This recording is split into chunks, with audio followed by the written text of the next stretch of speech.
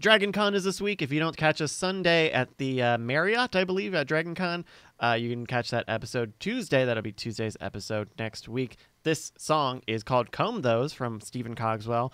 Get it at otfi.com/comb. Hey, everyone, what's crapping in? Comb those hairy ass tits. Comb them, please. All right. Comb those hairy ass tits. My lady, it seems your chesticles are covered, besmirched as it were, by pubices of all directions. I suggest they get straight forthwith. Oh, Cannonball, would you like me to shave? No, I want them combed. So comb those hairy ass tits. Oh, comb them, please. Oh, genius. Comb those hairy ass tits. They don't call me Cannonball because I love cannons or balls. They call me Titcomb because I want you to comb your tits. If you're listening to this show years after it happened, then look it up. It made sense then. Please comb your tits. It's me, Cannonball. What the fuck, Brian? Oh my god! It's too good! OMG, WTF, BBQ, LOL. It has got to be go time for Night Attack. The night we light the internet on fire. Hello, beautiful people. I'm Brian Brushwood, live in Austin, Texas. Joining me, as always, is my BFF and OAK. It's J.R.Y. Justin Robert Young. Is it just me, or does Stephen Cogswell just get better and better? He's on a hot streak, baby. Nobody look at him because he's knocking them out of the park at a regular clip. This guy. Jesus Christ, Cogswell. Did you undergo? It was great because I guess Bonnie hadn't heard it. I got to see Bonnie's face as she clearly experienced what we've all talked about, that weird amnesia. We're like, when did I say any of this? And Yeah, Bonnie's, this is a weird show, folks. It goes into a lot of different directions and is, to be totally honest, probably compartmentalized by both of us by putting it into a region of our brain that we care not to interact with much beyond Tuesday evenings. But holy crap, it is such a treat over the weekends when we can get us screaming weird, very weird things and put to musical notation and say, wow, that's us. so there was something that just before we went live, you referred to as a thing, and I didn't know it was a thing. For longtime listeners, last week we did a game, and the stakes that you, not me, you yourself, Hey. just out of nowhere announced, hey, call me an embarrassment if I do this. And then over the next week, I saw, I don't know, maybe 3 tweets that called you an embarrassment, and they were all pretty softball, immediately followed up by, no, it's cool. It's like, I'm a fan. It's a thing. I was just doing this thing. But the mere fact that you referred to this as a thing makes me think there's some part of the story with which I am not familiar. Yeah. Well, all right. So yeah, as Brian said, it was my stakes that I put on the game. It was a game about politics and baseball, both of which I know more about than Brian, and yet Brian, against all odds, beat me at the game, and I was humbled to be called an embarrassment by Chat Realm. And sometimes you say things on the show, and they you get a little crackle in the after show, maybe the next day as people are listening to the podcast, and then it kind of goes away. Which, by the way, from my perspective, and keep in mind, I've been at arm's length from Twitter this past week, so I might have missed it. But even peeking in, because I would have figured I would have been tagged on everything that had embarrassment on there, and I only saw a few. So I'm sitting here thinking, I guess that's one of those much like the actual online video streaming service Crackle. I thought it was a failure that nobody cared about. I thought it was that kind of Crackle. Gone in a blink. So, 2 things. Number 1, there were a few people who I think were so enthusiastic about the bit that it might have gotten into areas where it shouldn't. Like, for example, your friend of mine, Darren Kitchen, invented a card game called Get Loot. Yes. In fact, I've got some. I was going to play it with the kids. He is having an event on Thursday. Oh, Jesus. At a bar called Mad Oak here in Oakland. And so to support Darren,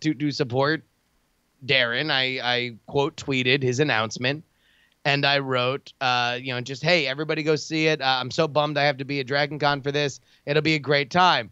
The number one, in fact, the only reply on that tweet was just somebody, no context, saying, "What an embarrassment." With me and Darren tagged. Well, and so, so it didn't even differentiate between who he was calling an embarrass. Oh no!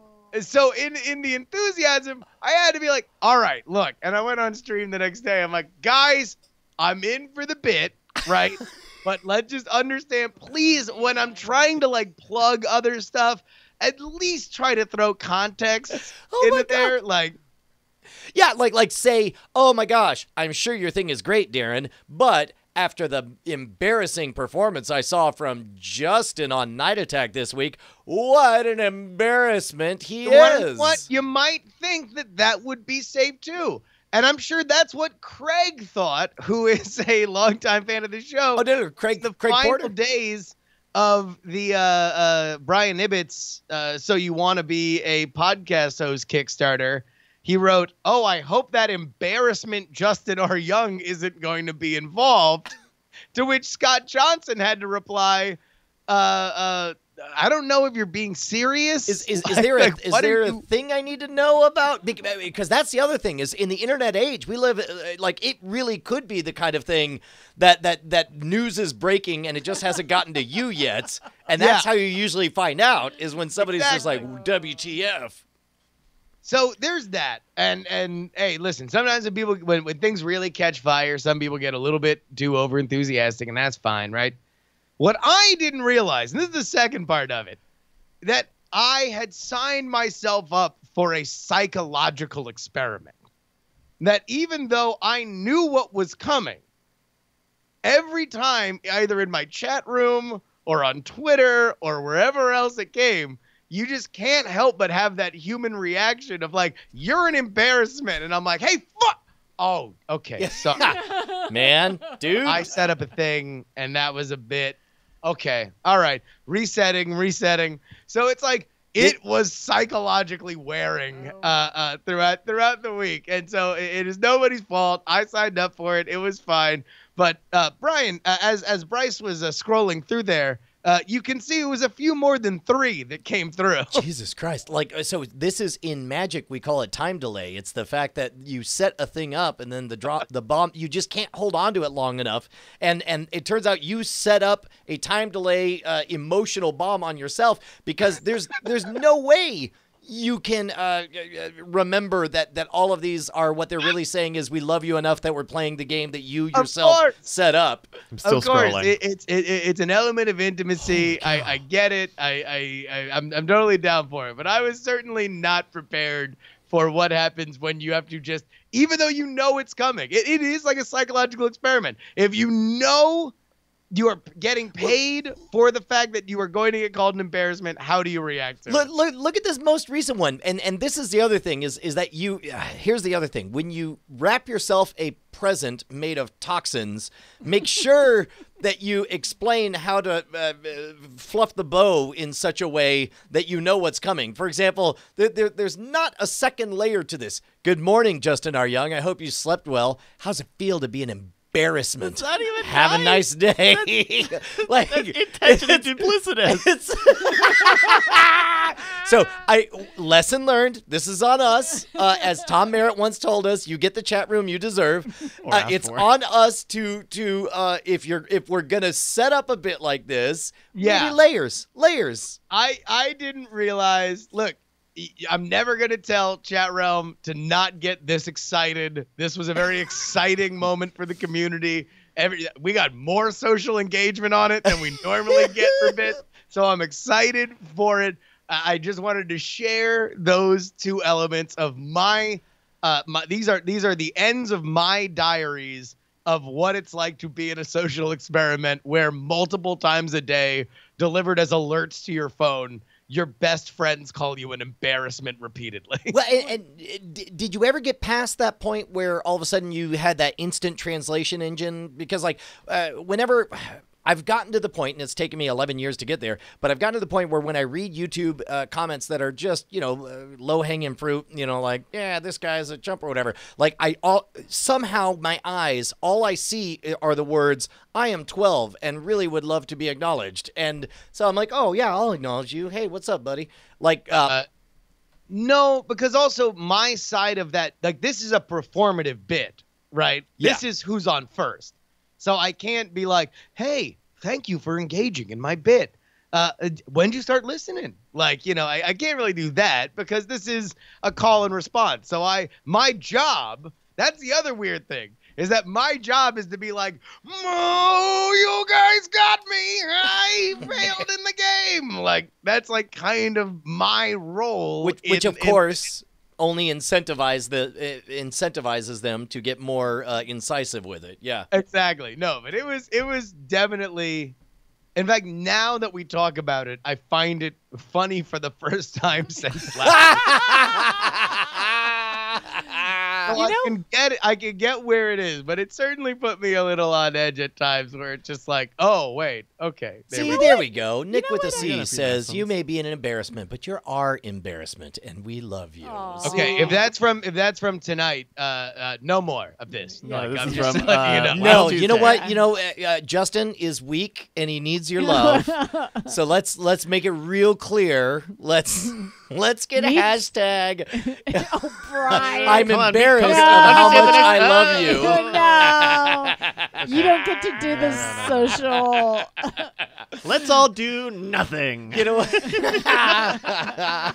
Boxing Silence. Octopus says, "We are the embarrassments." No. It was funny. But yeah, holy shit, man. That's one of those things where it's like, hey, look, it's just a little drop of water on your forehead every 15 minutes. Like, Yes. Yes. Wait, did I hear you were making some healthy lifestyle changes? Was that anything in the pre-show? Was it? Or was that oh yeah, I got a little fat for my taste.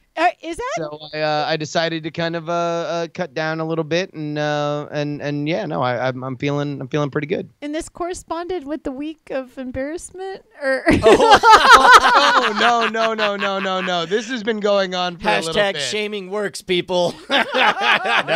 This show does not endorse the thing that Brian Prussia just said. Please consult your physician before you change your diet. No, it wasn't this week. Although I think I did indulge a little bit more over the last week, so maybe it had the opposite effect. oh my gosh, Oh my gosh. Hey man, I got some really, really good news. Guess what I did today? Hung What did out you do, under an Brian? MFN oak tree talking with my brother. Hashtag hams for Jay. Dude. Jay, so I think last time we talked about this was a week ago, and I was excited because I drove made the 5-hour journey to the hospital, and Jay was in a place where he was able to open one eye, and he was able to raise his eyebrows in curiosity or approval or furrow his brow in disapproval. And I don't know, 30% of the time it appeared that he was paying attention. And so we came back, did the rest of the week, and I heard on Friday that, oh, no, Jay's doing much better. In fact, we're able to move him to this other place in Austin. And I was like, okay, well, he's still got all the tubes hooked up, and who knows. And then I see Mom and Dad on Friday, and they're all like, my dad is quite literally dancing. Like, my dad is not a joyful, extroverted, get it out, get the wiggles out by jumping up and dancing. But he was that night, and I was like, okay, well, they seem happy. And then the next morning, I had to get up at 4 a.m. and fly to Florida. Hold on.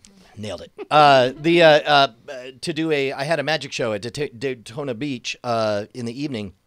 And along the way, I got a text saying, like, Jay's asking when you can come visit. And I was like, wait, how is he asking? Is he blinking Morse code or whatever?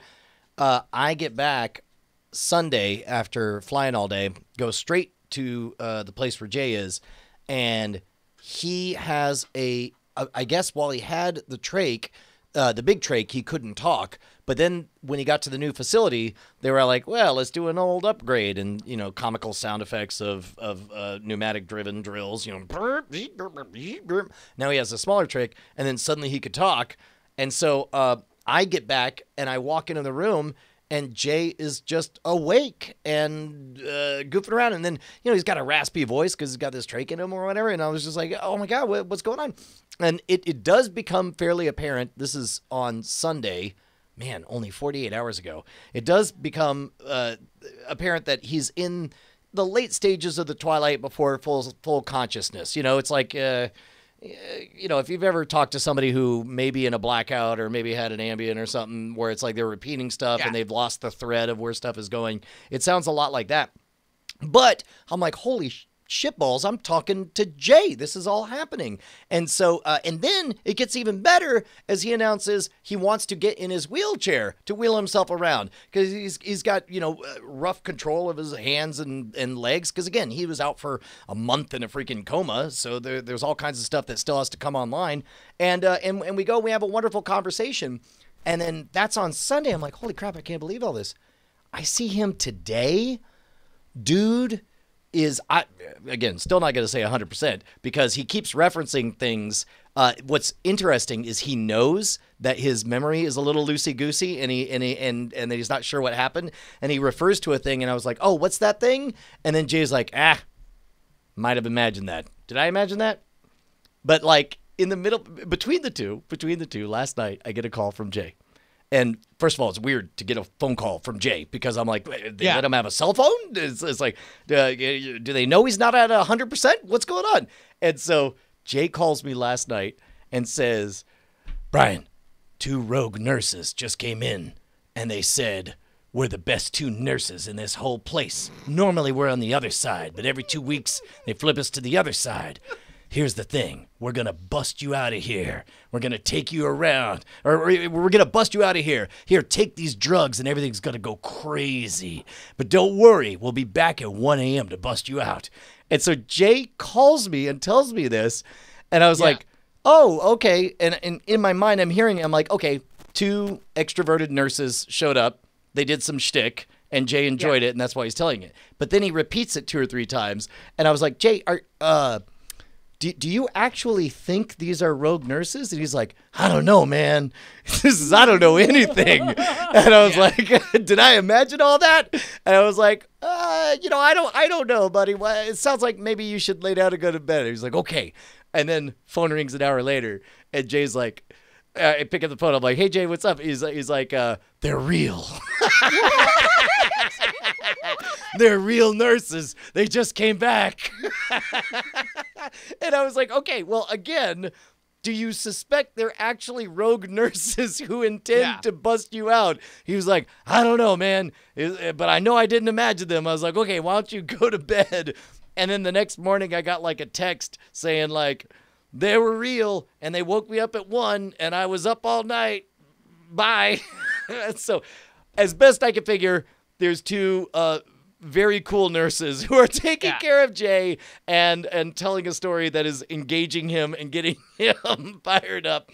But today he even got the trach removed. So now he just has a hole in his throat that is over the next week gonna close up on his own. Which, by the way, is amazing because I didn't know that was possible. When I had heard that he had gotten the trach in there, I'm like, okay, well, I guess he's gonna be trach guy for the rest of his life. But it turns out that's not the case. I had no idea. Things you learn when you don't just Wikipedia everything. Yeah, well, and plus also, like, getting the trach, there's a big difference between an emergency tracheotomy where you don't have the time to be precise, but they had time to be precise on this, so they were able to punch in below the vocal cords, and he's still a little bit raspy, but oh my goodness, he was talking, I overheard a phone call. Oh, that's right, you got a phone call. He was really lucid. He was doing pretty well. Yeah, and that's right oh, sorry, go ahead. I was going to say, right at the end of DTNS, like literally as DTNS was wrapping up, I get a FaceTime from Brian, which is unusual. 10. I'm like, well, Brian, if I were to pick this up, the FaceTime, the phone is in Brian's pocket, and it's going to be rustling for about a minute and a half, and then I'm going to hear from far away. What? Fucking iPhone. Fuck you. A fucking iPhone. Fuck you, iPhone. Why does the iPhone call things in my pocket?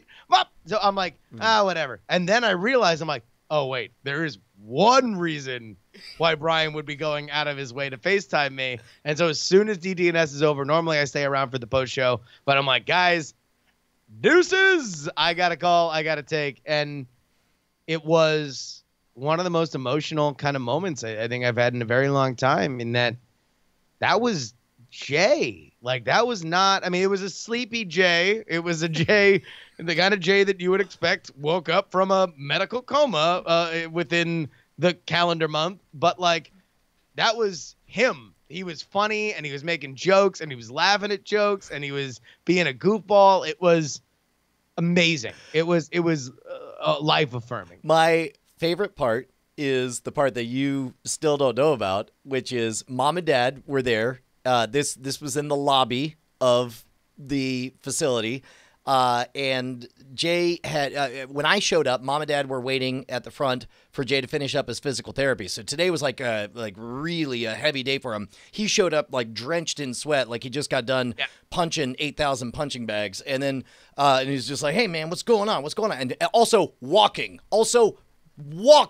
which alone, like blah, blah, blah. And so he shows again, up. by the way, just so everybody knows, for context, last week on this show, everybody was popping poppers and lighting fireworks because he could wink. Yes. Because he was in a coma for 3 or 4 weeks, a medically induced coma for 3 or 4 weeks. Yeah, correct. Right. And unable to move or breathe on his own. He was at 100% oxygen. I mean, it's go back and listen to that episode, and I think it's pretty clear, and I think we could say this now. I, in my heart of hearts, was fairly convinced that Jay was going to die. I was convinced, and I was already grieving for him in that time. And then last week, I was like, holy crap, for the first time, maybe I need to consider the possibility that he's not full on dying or dead or done or whatever. And then here we are 1 week later, dude is walking around calling me constantly, telling me tales of rogue nurses and you know, working out with the PT and showing up and then hopping on the phone with Justin. And this is my favorite part. We're in the foyer. And so I was like, hey man, I'd hate to do this, but I just know it would mean a lot to Justin, because I don't want to put Jay on the spot with performing, but I call you and then we eventually get to the place where you're on. But Justin knows when to turn on the good language engine and when not to. But his default joy state is to use colorful language, which again is why we're best buddies and I love it. But oh, did I enjoy every time Mom and Dad twisted as the entire foyer of this hospital heard Justin Robert Young saying, oh shit, motherfucker, look at this. Get this motherfucker some hams. Oh yeah, no, yeah, eat my ass, Coma. Why don't you eat my ass? I'm gonna shit on this PT. Yeah, just blasting out from the fucking phone. I'm gonna eat hams and shit victory. There was one moment that now that I understand, because by the way, heads up that this was a public place would have been nice. All that happens is just I get a FaceTime and the FaceTime thing goes wow, and all of a sudden I see Jay's beautiful beaming face and I'm just like exploding. But there was a moment where Jay starts just like rubbing his face on his beard and like twisting out his mustache, and he's like, yeah, I'm gonna grow my beard back out. I'm gonna grow my beard out. And I'm like, yeah, you gotta wax up your mustache too. And he's like, yeah. And I go, because I was very proud of this joke, so I did it in like punctuation language. I just go, and this is a little bit into it, so I'm sure everybody had already heard me start screaming about how excited I was to see Jay with many F-bombs dropped. I just yell in like punchline volume, you're going to be the first motherfucker to get out of the hospital on a penny farthing. And then Jay joins in. He's like, yeah, and a barbershop quartet. Goodbye, goodbye, goodbye. I want to do that. The moment that Jay and I were just doing a bit about his like look was just like, oh my God. I mean, guys, like, I don't, unless you've gone through something like that, man, it's hard to put in context what that like, and this is primarily for Brian and Bonnie and everybody in the Brushwood family, like, you know, to go through what it was 2 episodes ago to what it is now is the entire circumference of the earth. Like, yeah, it certainly feels that way. My goodness. And that's part of the reason I tweeted out that picture of me and Jay sitting under that oak tree, because that was the first quiet moment that was just the two of us, and Jay was not putting on a show, and the two of us just really connected, and we're just like, hey man, long journey. Here's, you know, where are we headed? What's the game plan? How are we? And neither of us had an audience except for each other. And it was, even when I saw him 48 hours ago, it was like the moment he was awake, I was like, okay, so here's the checklist of things that I was afraid I would never get to say to you because I thought you were dead. Blip, blip, blip, blip, blip, blip, blip, blip, blip. Yeah. There, I've said it. We're out of time. Bye. And but this was today. That hour felt like the first new material in our brothership, our friendship, our life together that was written in the last 5 or 6 weeks. It was insane. It was crazy. Well, I mean, look, I feel like there is indisputable evidence. Yes, modern medicine. Yes, the love of a family. But there has been a tremendous improvement in Jay since #HamsForJay began. So if there's one thing I feel like we can continue to move forward with is indeed Hams for Jay. Oh my gosh. As a matter of fact, now that you know he's receiving it, go nuts with the Hams for Jay. The dude has a cell phone. He can follow the hashtag. Let's get them hams rolling. Your hams are magic. Please go and do that. But first, real quick, patreon.com/Night Attack is where you need to go to support this show. We're going to keep this short. It's a great thing to do. It keeps this show rolling. You get a custom RSS feed that is worth its weight for whatever you want to pay for it. And you, of course, get our pre-show and our post-show before anybody else. More importantly, you get that special magic RSS feed. You get your understand. Everybody who's on the inside, who's a patron, gets a fundamentally different experience from whatever you are. Freeber. That's a real thing.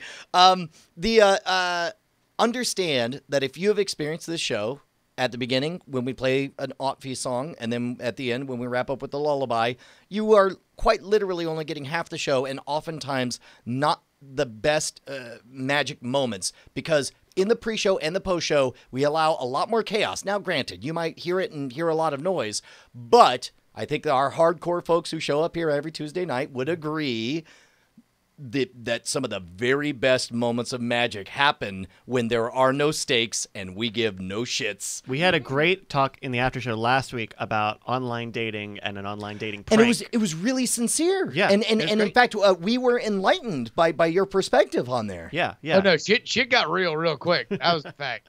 Yeah, and that's only in the after show. So make sure you check it out. Patreon.com/Night Attack. Yeah, and to be clear, what happens is you become a patron. You just get a simple link that you just paste into whatever your any RSS podcast. reader. Yeah, exactly. You can do it on your phone, and you can subscribe to the Patreon on your phone. You're gonna get a little thing, copy it, go to whatever podcatcher you have, enter that in. You're done. You never have to sign in. You never have to change it. It's just gonna be the exact same thing forever. Yep, that's right. Suddenly you just get a 3-hour experience instead of an hour and change. And before anybody else. And of course, if you up your pledge or become a new subscriber, you can be a part of a weekly tradition that we refer to as the Ladies and gentlemen, it's time for the Night Attack new Patreon name chant corner hour.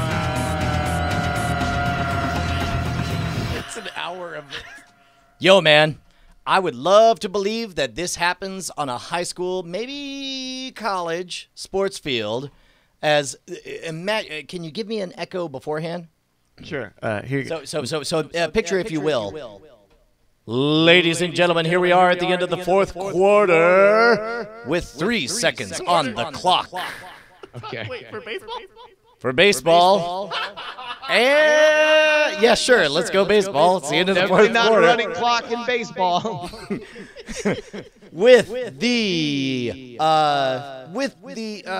I'm trying to think of something besides a field goal. Home run, a single run. Touchdown. We have a kicker trying to get a hat trick. Please welcome your kicker, John Woogie Wilganowski. John Woogie Wilganowski. Okay, stepping up to the pitch. There's and they're pushing. The brooms are sweeping. The thing is slowing down almost over the giant bullseye. Okay. And I do believe, It's a home run for John Woogie Wilganowski. Unfortunately, we needed a field goal. He hit it to the wrong side. This is the greatest sports embarrassment in all of sports history. And there was no joy in Mudville for mighty John Woogie Wilganowski had indeed hit a home run when they needed a field goal. You know what, though?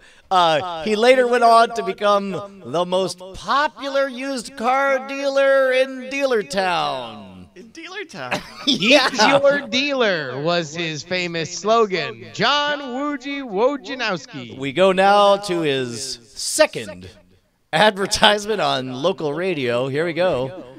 Hi, it's me, John Woogie Wilganowski. Well, you may know that I definitely hit a home run when I was supposed to hit a field goal. Well, you know what? You'll only get a field goal with this Acura from 1997. I'll tell you what, this thing has been factory reconditioned. It's real great. It's me, John Woogie Wilganowski. Listen, if you don't mind, just buy it. Buy it? Wow. And I'll use the money to support a little podcast I enjoy called Night Attack. So if you love me, Yeah. and you should. Yeah, notorious sports goat and failure, John Woogie Wilganowski. Wilganowski. Should be channeled into buying this used Acura. Sight unseen. Literally just Venmo me. Just know that every dollar of this used Acura will go to a month's support of my favorite podcast, Night Attack. Which is Also, why how I'm much sure does his this ad pledge cost? $3. Such a long ad for the That's a radio. really long ad. I guess it's more of like a one of them late night things. And then he goes into By the way. and if you ask me, I mean, it seems like a home run would be better than a field goal, but I guess a field goal is 3 times more points, it's really weird when you think about it. I mean, unless it's a 3-run home run, and then he says, and then the Looney Tunes a circle wipe, and we're out. Hey, by the way, shoot, do we have time? All right, We got 1 minute. Is off for right now because we got to bring on our guest. Nope. We got 1 minute. We got 1 minute. 1 minute. By the way, if you guys are not familiar on Twitch, you can give us money live, and then we have a plug-in. For example, BioCow just showed up. Bonnie, tell us a quick story about BioCow. BioCow was The Cheesy cheesy Bob Bob of his era. Yeah. yeah, and he was telling me the difference. Jazarin. Sorry, you got to work everything I know. It's Yeah, so no, it's hard. Funny, but Tweak 900 was a real part of your story, right? Yeah, where they were Tweak 900. Tinvec. They were can't see Tinvec in that. it. Tinbecking. Yeah, but Bonnie, before you start, Nick with a C is probably something that you'd also want to talk about, right? Yeah, Nick with the C. Yeah, he went into total winter mute mode.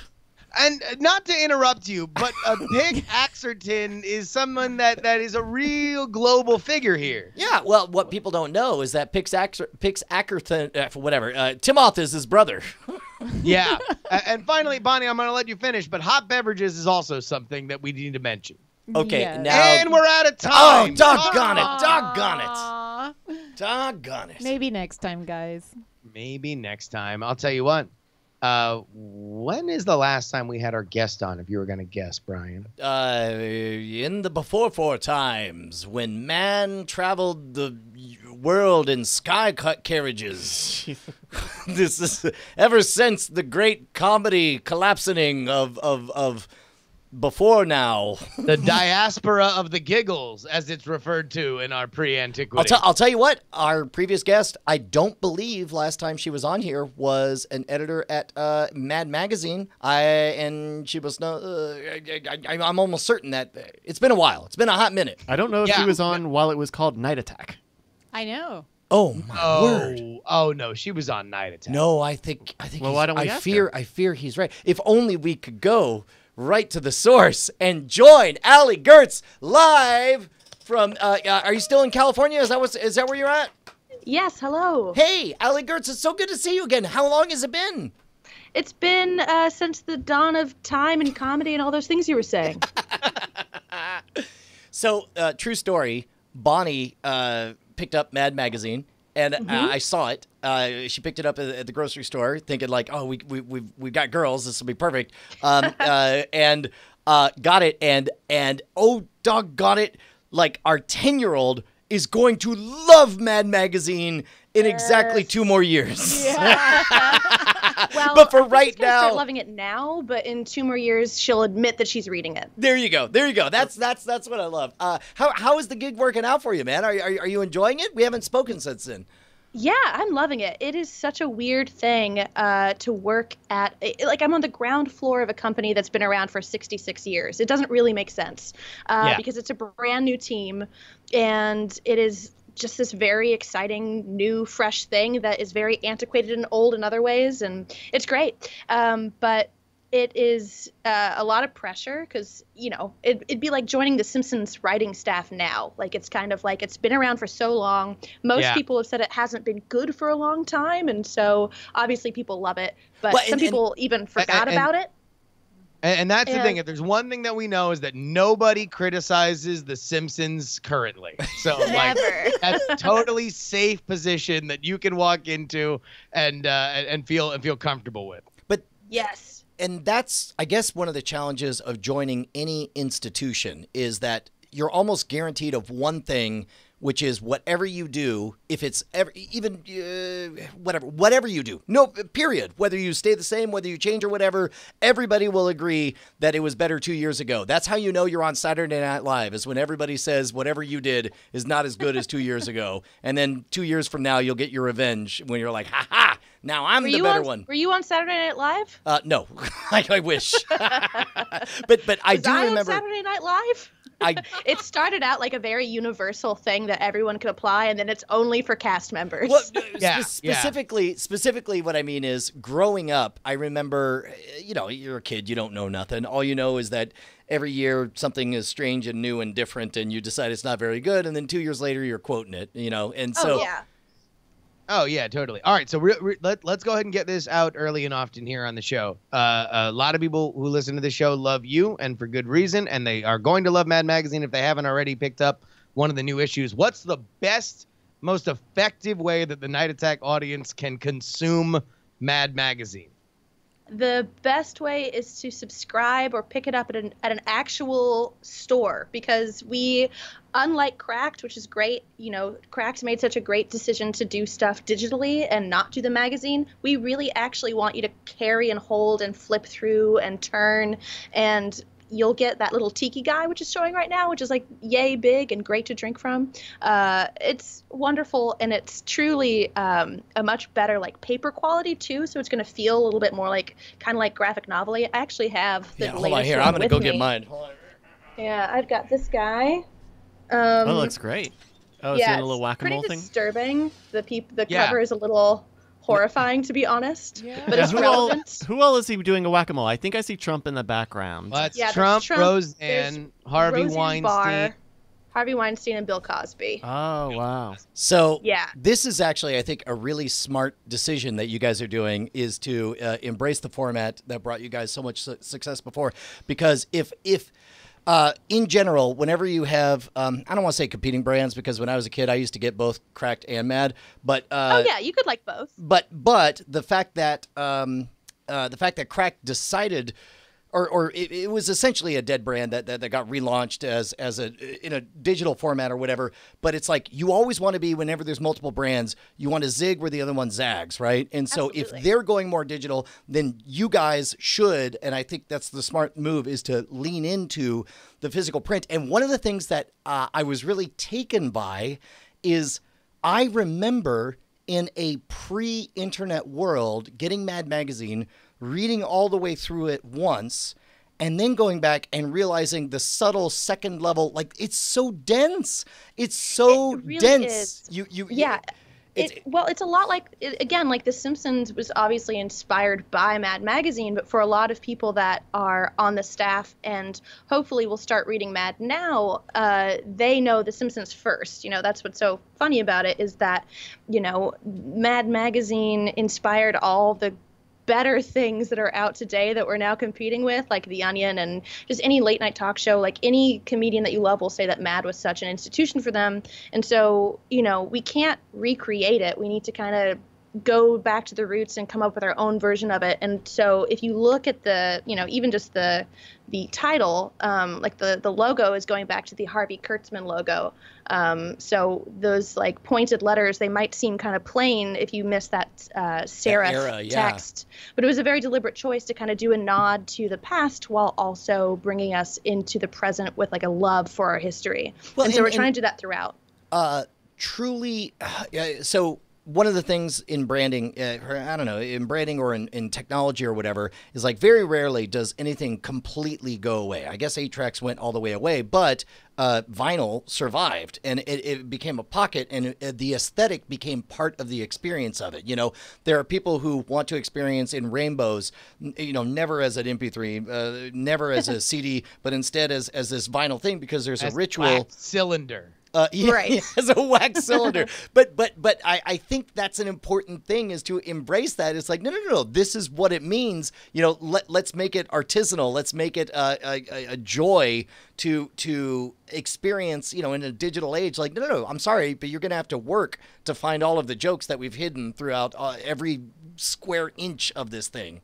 Absolutely. Yeah, there's a lot of what's called chicken fat, which that's the name of the details that are in the back of all the panels of cartoons.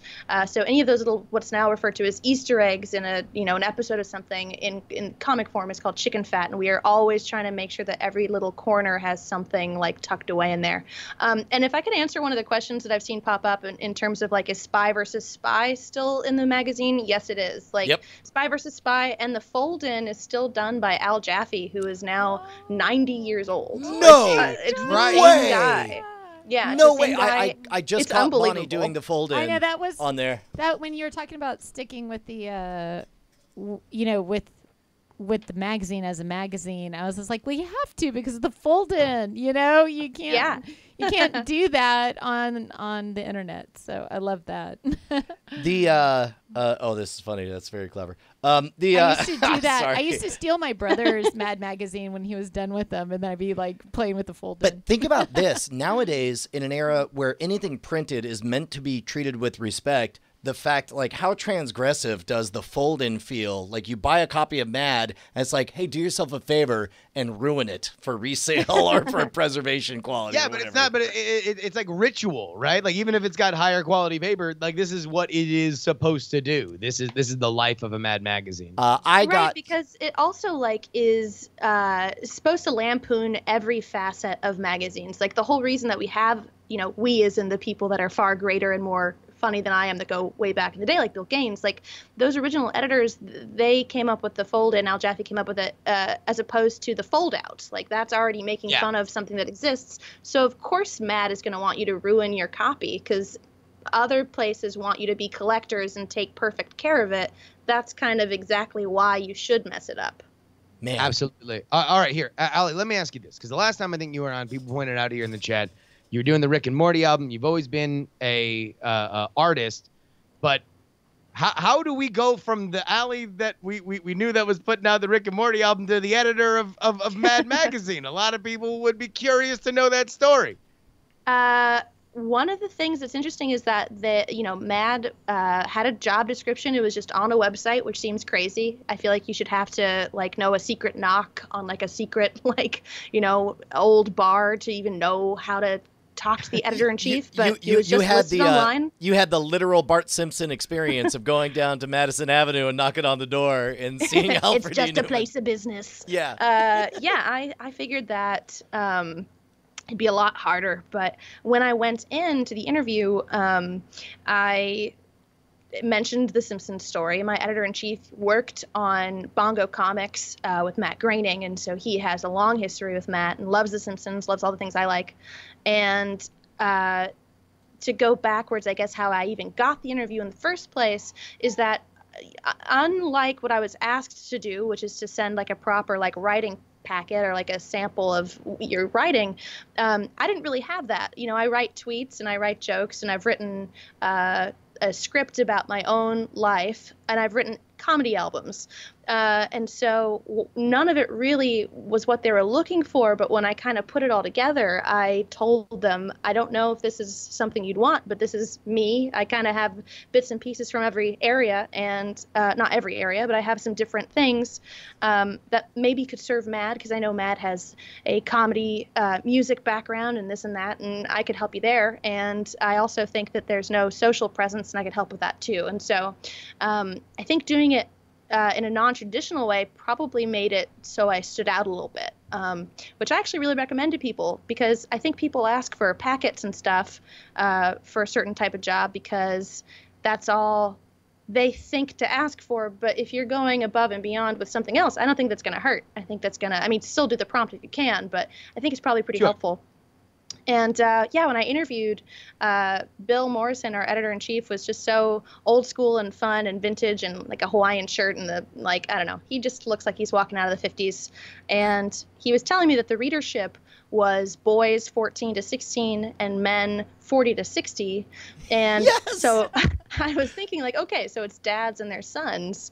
I'm one of those sons, but I grew up to be a woman in her 20s in spirit. Yeah. And I said to him, hey, if you don't hire me as a fan of the magazine who really cares about the future of Mad, I really hope that you hire a young woman who loves the brand and is a huge fan of other things that relate to Mad, because I think it could really help you. And he was just I know what you're doing. And I ended up being the choice. So it was a really I know what you're doing, and it worked, kid. You're hired. Also, you hire another bespectacled singer-songwriter who has such an undying love for the brand that she won't even come out and say it. It just burns inside of her.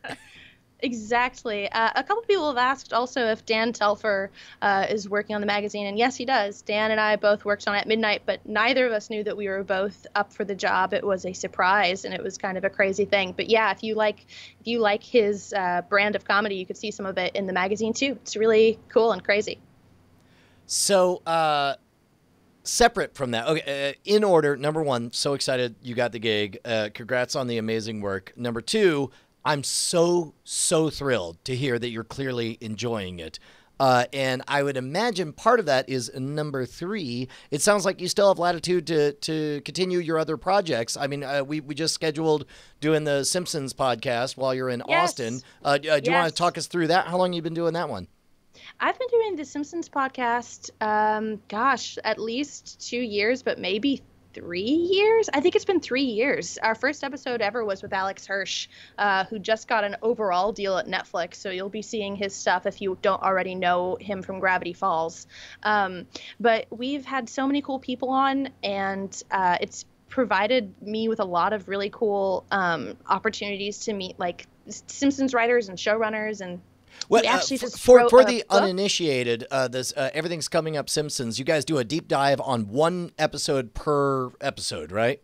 Yeah, basically the premise of the show is we ask each of our favorite people to talk about their favorite episode. So it's kind of like the whole conceit is that everybody has a different episode. Even if everybody thinks that Monorail is the best one, you want to know why, why that one? What does it mean to you? And the hard thing is that you can't do an episode that's already been picked. So Yeah. you have As I found out, because my favorite episode is the one that it's great because it as all the best Simpsons episodes do. It begins as one thing, becomes something else, goes way off. It begins with the parody of Zorro, goes into the glove slap and Homer casually challenging people to duels, and then ends with him becoming a radioactive farmer that invents tobacco and has to like that was so good. It's so good.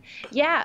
So we just wrote my co-host Julia and I just wrote a book called 100 Things Simpsons Fans Must Know and Do Before They Die that comes out on September 15th. So that'll actually be that's coming up. Yeah. You guys are like 2 weeks away from your book coming out.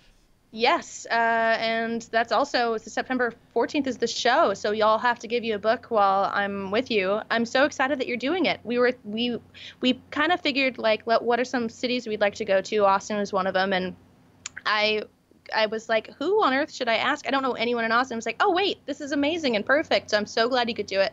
I'm so excited to talk to you. And Yeah, I feel I feel like it's gonna be the most fun. I gotta figure out a new favorite episode though. I'm sure there are plenty of contenders. I mean, you've only taken up the 100 of them. Yeah. Yeah, I'm sure there's something left. We did a 138th episode spectacular of our podcast. Oh, that's perfect. And so we didn't talk about 138th episode spectacular, but we did have past guests talk about like their favorite clips. So it was also a clip show episode. But there really are some really good ones left. I'm kind of blown away by like which ones are still available. The only one that we've reserved for anybody is the monorail episode, and that's just in the crazy event that Conan O'Brien will do it's it. gotta be. Are you kidding me? That was his crowning achievement. You'll wear him down. Somebody will run into him and trank him and bring him back and force him to do it. He also works up the street from me. I mean, he's at the Warner Brothers Studios, which is, I don't know if people know, but we're actually owned by DC. So we share an office by DC Comics, which is also crazy because I go to work and see Batman everywhere. I say and it's not just in my head. I say paper the phone poles with please be on the Conan O'Brien, are you walking past this? You are needed. That's a really good idea, actually. So, do you get any more latitude by being a DC property? I would imagine because you're protected by parody, you could do whatever you want.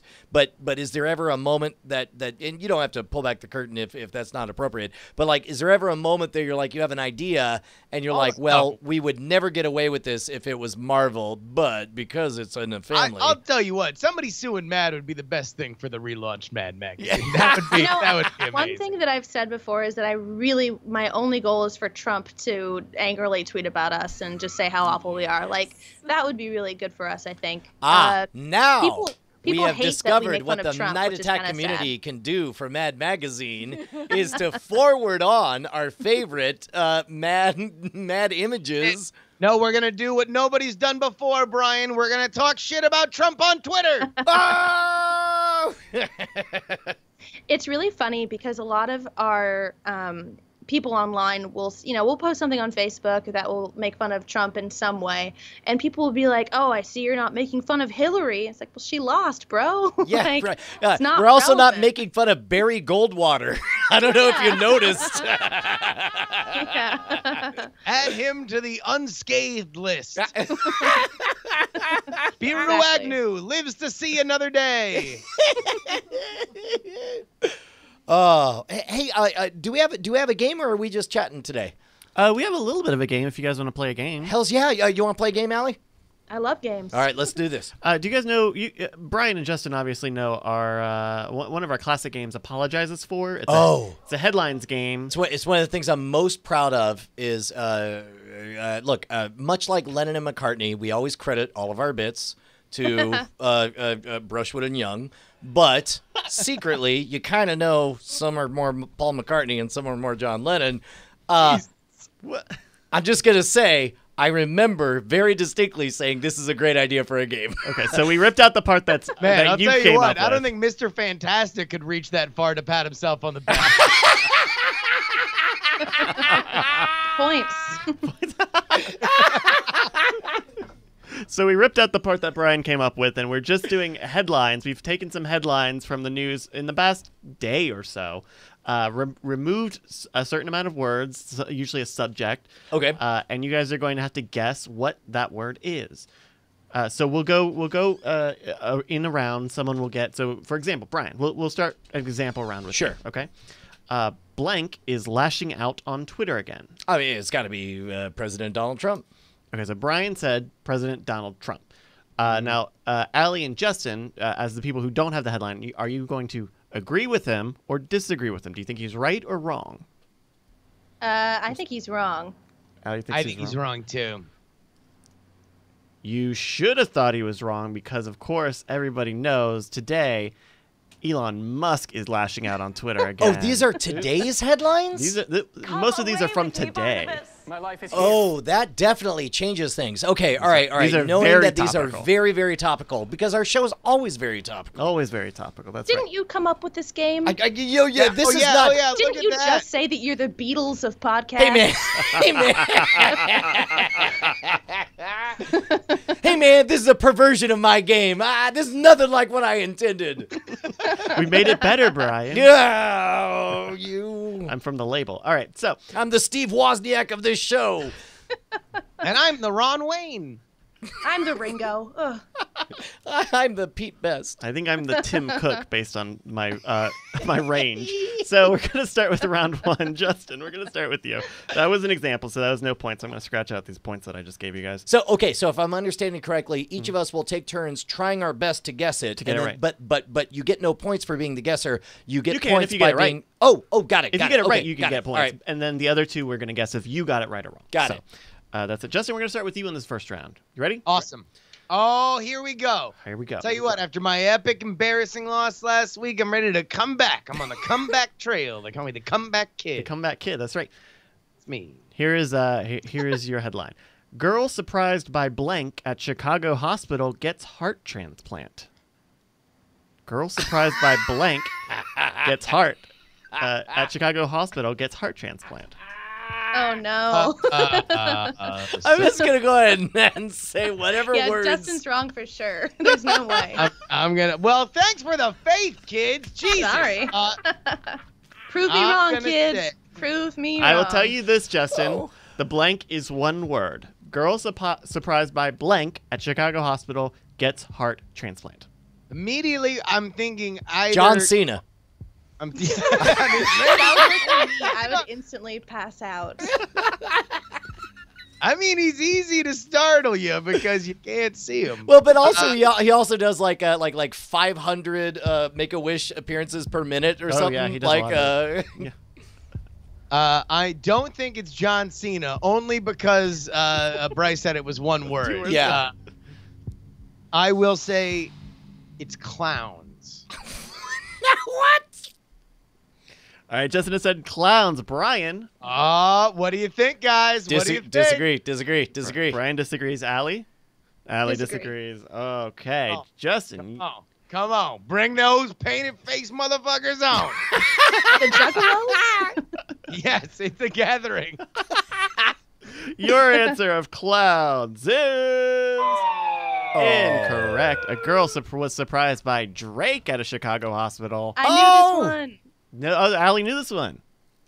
Yeah, that's right. She apparently posted a viral video of herself doing a dance to one of Drake's songs, and he showed up and surprised her. Hey, pardon me for asking, but doesn't it seem like on the great list of things you could do for a girl who needs a new heart, surprise her doesn't seem like, medically speaking, I also think that the wording of it makes it sound like Drake's surprise caused the need for a heart transplant. It's a bad headline. It's not. No, yeah, it's like, fuck you, Drake. Get out of our hospital.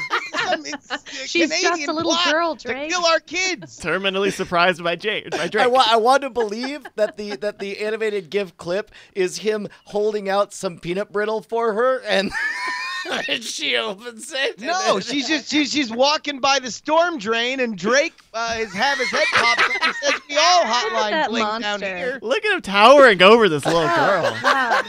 It wasn't enough to get her there. Now you're just going to rub it in her face. Oh. Well, congratulations. There That's a you go. feel-good headline. I like everything about that. So that's a point for Brian and Allie. Good job. Allie, we're going to go to you for this next headline. Okay. Ex-Iran President Mahmoud Ahmadinejad defends Holy shit. blank. Fucking I've got stuck the this. landing on that one. I practiced. Can you repeat that? Sure. Ex-Iran President Mahmoud Ahmadinejad defends blank. I will tell you Drake. Wait, hold on. Wait a minute. Bryce, but it cut out.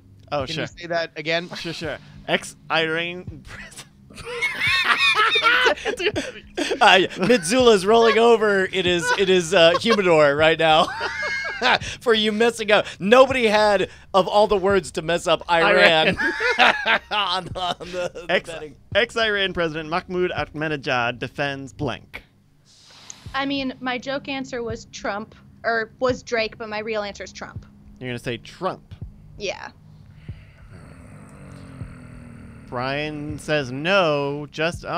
Justin was trying to fake me out. I know the answer. On You this were one. trying to Oh, you know it, fake Justin. me out. Okay, for the audio listeners, I want you to know that Justin, the host of Politics, definitely pulled up a thumbs up, hoping to psych me out, but I already had my thumbs down, and then he realizes, oh wait, Brian also is going to get this one right. I'm sorry. Everything's about you, McCartney. Oh, God damn it. Of course, I was trying to fool you. I was just doing a little flourish. No. I know this one is wrong, and I know what he was defending. All right. Well, Allie, your answer of Trump is You're fired. Get out of here. incorrect. Via TMZ News, TMZ Sports, ex-Iran President Mahmoud Ahmadinejad defended Serena Williams in probably the weirdest headline. Oh, I my think God. of- Wait, I didn't know this. Hold on, this is about her cat suit? Yes, it's about the cat suit. Brian knew about the cat suit. Oh, man, yeah, no, I know about the cat suit. Apparently, the French Open does not like that she's wearing a cat suit, body suit to help with her circulation. So, in a quote, he said, "Why is the French Open disrespecting Serena Williams? Unfortunately, some people in all countries, including my country, haven't realized the true meaning of freedom." Man, what a weird path this story took. Whatever it takes to get there. Yeah, what she's wearing a catsuit because it's compression because she just had a baby, right? Well, she has blood clots, or she Right. has a chance of getting blood clots. Right. Yeah. So she's got a compression full body suit. Now, I suppose what the French tennis Open? authority wanted was for them to put like a tutu around it or some shit, or like the fact that you could squint and maybe. I think it was racing stripes they were asking for. I mean, It needed an Emirates logo on the thigh. I'm sure in their version of defending this, they were saying she could wear something on top of that, which of course is like, why would I? I'm totally covered and I would like to be, able to be athletic and win this game. I don't know the whole reasoning why. I could see where they might consider that form of clothing a performance booster, even though that it is meant to help her overcome Not this die. health Not issue. die, Right. yeah. But there we go. So- I also we're through the looking glass on the fact that Donald Trump shitposted his way to the White House on Twitter, in large part in his private career with very lukewarm sports takes, like, hey, the Yankees, they're great. That was his Twitter feed prior to becoming into politics. And now, for whatever reason, that's the new global lesson. It's just let loose your lukewarm takes. Please, everybody. I think the Beatles are pretty good, and I like Weekends. Oh my gosh! Whoa! Hot takes here, people. Sorry. Oh, man. All right. So, Brian, we're back to you. I'm going to give you a headline here. Oh, by the way, I thought that was Twitter. I thought he was going to be defending Twitter because he had some bizarre tweet where he was like, I always take time out for Twitter during my day. Oh, weird. Well, he did tweet his defense of Serena, so. Yeah, so maybe that was it. Maybe I was only catching the back end of the 1-2 punch from Mahmoud Ahmadinejad. All right, Brian, here's Yes. your headline. Blank stocks just keep going higher. Quote, this is like Bitcoin levels. Blank stocks. Blank stocks just keep going higher. This is like Bitcoin levels. Wait, what are they apologizing for? This is not Probably apologizing. not movie pass. We have ripped out the If apology. you were dialed out, this is a perversion of my. Did you ever hear Blackbird singing in the dead of Oh, my night? God. Like imagine that, but like it turned into a rap song, and you're Yeah, like, it that's was what this Pitbull. is. a better rap song that everyone likes. Blackbird, Mr. Worldwide, Another one. in the dead of night. Let's Dale. go. Dale. Ryan, blank stocks just keep going higher. This is like Bitcoin levels. I'm gonna say It's one word. I feel like it's not any one company. Certainly not Tesla. I'm gonna say biotech. You're going to say biotech. All right. Justin, do you agree with biotech? Oh, he says no. No, not Allie? biotech. No. No. Allie also Allie says says no. no. Well, Brian, your answer of biotech is... And you'll always be a loser. Wah. Reporting from Barron's.com, marijuana stocks just keep going higher. Weed. This is like Bitcoin level. Justin, the answer was weed. Who would have thought people love smoking weed? This is the first time I've done a podcast where someone didn't already have like the smoke weed every day like on their soundboard.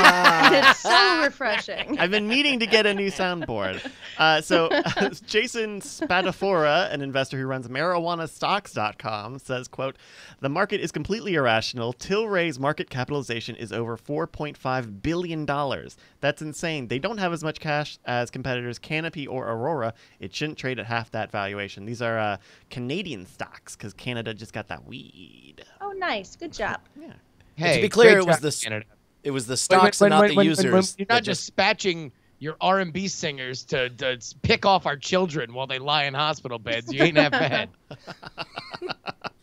All right, Justin, this headline's for you, buddy. All right. All right, let's go. This right. one, I'm going to get on the board. Here we go. Missouri becomes first state to regulate usage of word blank. There's one word in the blank. Missouri becomes regulate first the state usage of a word. to regulate usage of the word blank. Oh, That's so weird. Okay, so regulate. Justin, can I help you out? Can I be your Sure. advisor Yeah, here? yeah, yeah. Sure. That's fine. Go ahead. Allie, tell me if this tracks with you. In general, we don't regulate just full-on language, but we do regulate Tell it use to of Google. language when it comes to like SEC stuff, right? Right. So like maybe like organic. That's something that's like organic is already a word that's regulated where you can't just call something organic and commercially sell it. Something like that. That's I where believe that is a true fact that you Yeah. That makes sense. That would be all right. All right. So I'm going to say for my answer, they're going to be the first to regulate the word can't because you can. I believe in you. The Yoda That's- law is what they're calling That's that one. good. Good job. Hey, what are you just giving out free points, Justin? Good answer. Good answer. Good answer. Brian's I giving think the it's organic and I have no idea. Fuck you and your answer. Okay. Hey, go join Wings.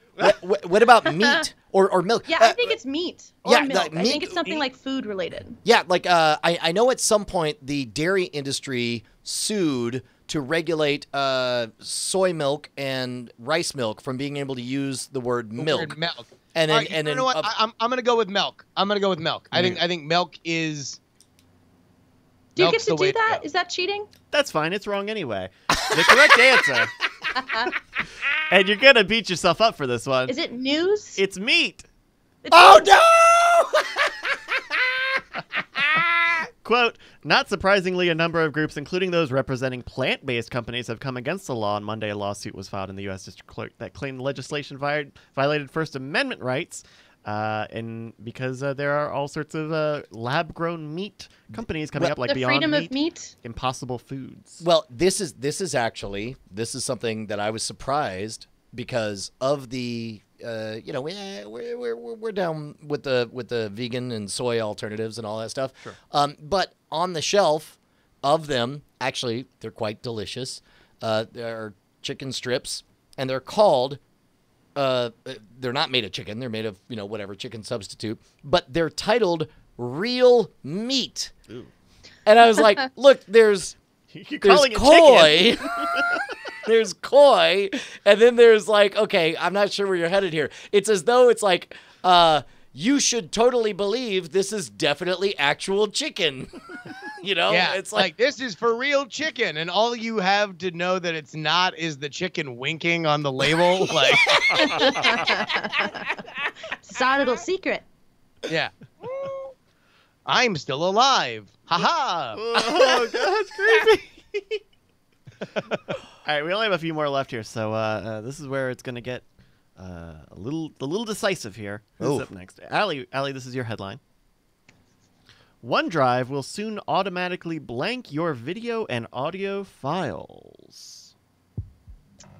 This is Microsoft. Microsoft's OneDrive. OneDrive will soon Their automatically cloud-based storage. I can give you this hint. Microsoft is adding automated these capabilities to OneDrive for Business for audio and video files. The software maker is using the same AI that's available in Microsoft Stream, a corporate video sharing service, to make OneDrive smarter. Boy. Okay. OneDrive is Adding back up. That repeat seems it again? obvious. I feel like these things. Yeah, I feel like computers can already do everything. Yeah. What I think of OneDrive as like a Google Drive that you pay for. It's like Right. Dropbox, yeah. OneDrive will soon automatically blank your video and audio files. Compress? I don't know. None of the things I know are going to be good. Yeah, I'm going to say they're going to make them funky. We'll automatically functify your files. Yeah, they're going to make them a little groovy. Exactly. Thanks to our new VP, Debrat, we have unleashed new functified technology. I think I'm right. I started as a joke, but I think I'm right. You definitely beat me to the exact same joke. The only difference is I was going to say VP George Clinton, and that was amazing. That was amazing. That would be fun because Google will put together like collages and will notice when you do stuff and like, oh, hey, I put together this GIF of these photos that you put together. That's not wide off. Automatically contextualize, automatically fingerprint, automatically. I also really like the idea of automatically delete because we need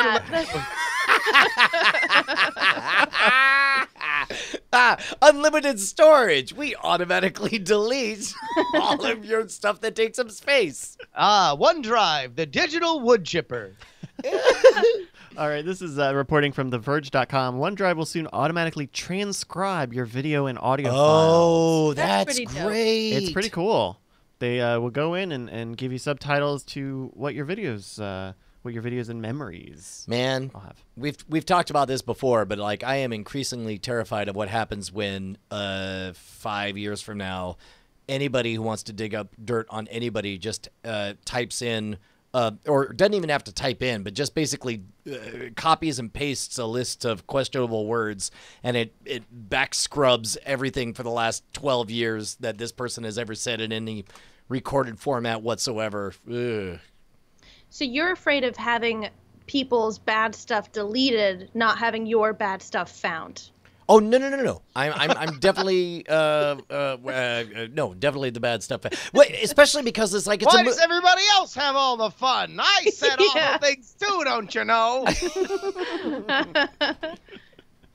Oh my goodness! All right. It truly is terrifying, though. That idea is absolutely shocking. What the? No. You know my apocalypse scenario. What actually brings Western civilization to its knees is the large scale iChat hack, where literally everybody's every message ever gets dumped in the largest file on Earth and is then searchable. The paranoia. Nobody has secrets. The concept of what a secret is, or what embarrassment is, or what shame is, immediately becomes recalibrated society-wide. There was a moment that Bonnie, that I was complaining about something, and Bonnie recontextualized it using a harsh word, and I was like, I instantly responded with, "You're right," and then I immediately followed up with like, "Also, to whatever future hacker eventually uncovers this conversation, understand that this was a moment that my wife used this word specifically to shake me out of the paradigm that I was stuck in." Blah blah blah blah blah blah blah.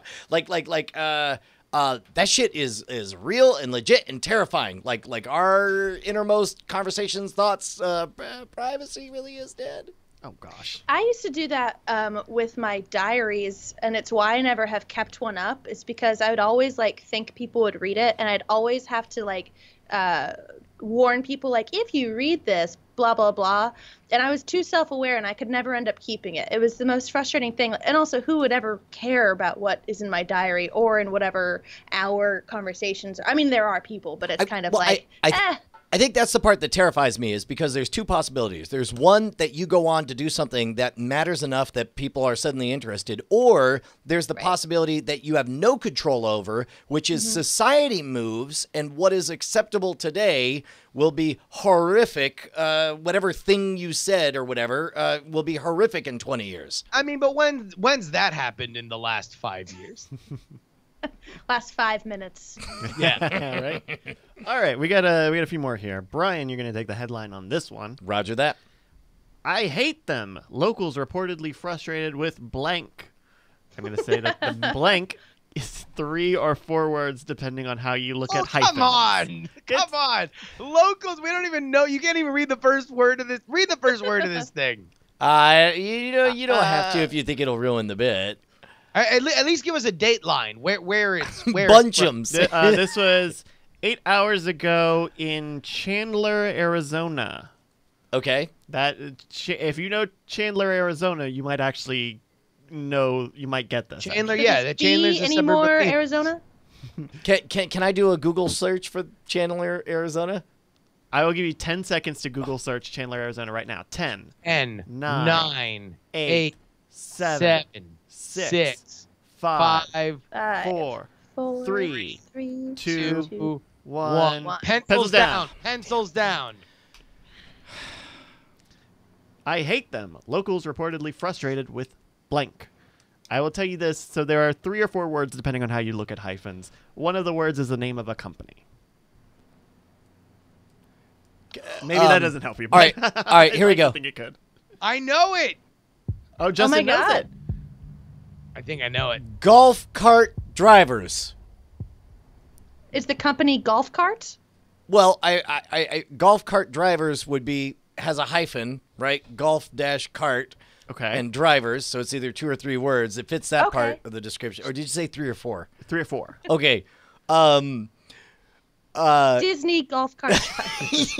yes. You're still in flex No. range. It might be 4. Retro Disney golf carts. All right, so you're going to stick with Golf cart drivers. I've already cast my lot. Now I'm going to scroll down and see if I was right. So, Justin, you said you know what this is. I texted you. Do I know what it is?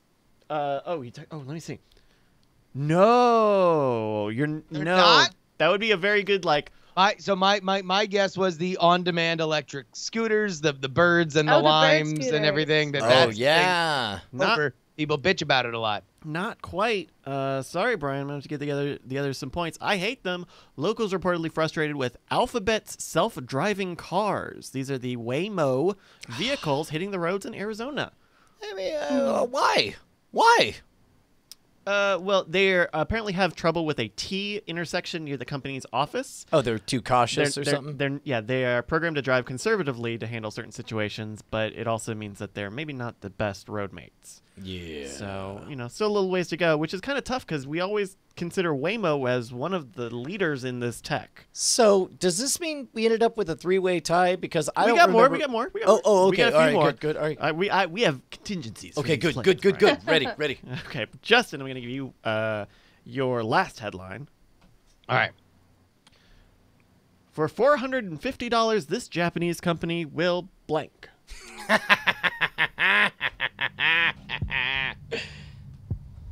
For $450, this Japanese company will Drake. I will tell you that the blank has multiple words in it. Yeah, I don't need you to get it right on the money, but if you're close enough, I can give you this quote. There's definitely demand out there, says co-founder Toshiyuki Okazaki, who told Martin. He added, quote, personally, I'm perplexed as to why people find it hard to do this, but I do sense that this atmosphere is prevalent in Japan. For $450. It's definitely a sex thing. Yeah, that makes sense.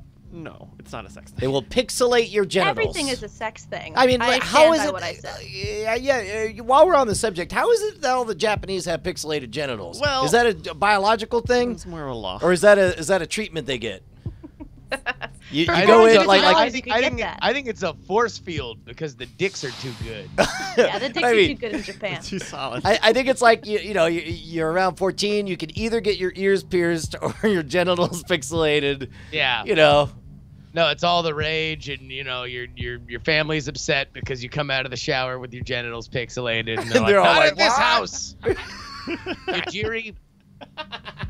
I just love that the genitalia is supposed to be more offensive than the tentacles. Like that's that's what's making it bad. Well, tentacles aren't real, Allie. Come on now. Yeah. What? Yeah, there ain't no such thing as a tentacle in Japan. A Japanese company will Blank. call your mom. Call your mom. Oh, I bet you they love. All right. We're talking about- What do you got? What do you got? Go for it. Work it out. Talk it out. Yeah, no. First of all, good use of the word they. What did they do? I know that's. I mean, like if I'm just gonna start making large swipes at Japanese culture, I should probably start by saying, as the wild and diverse Japanese.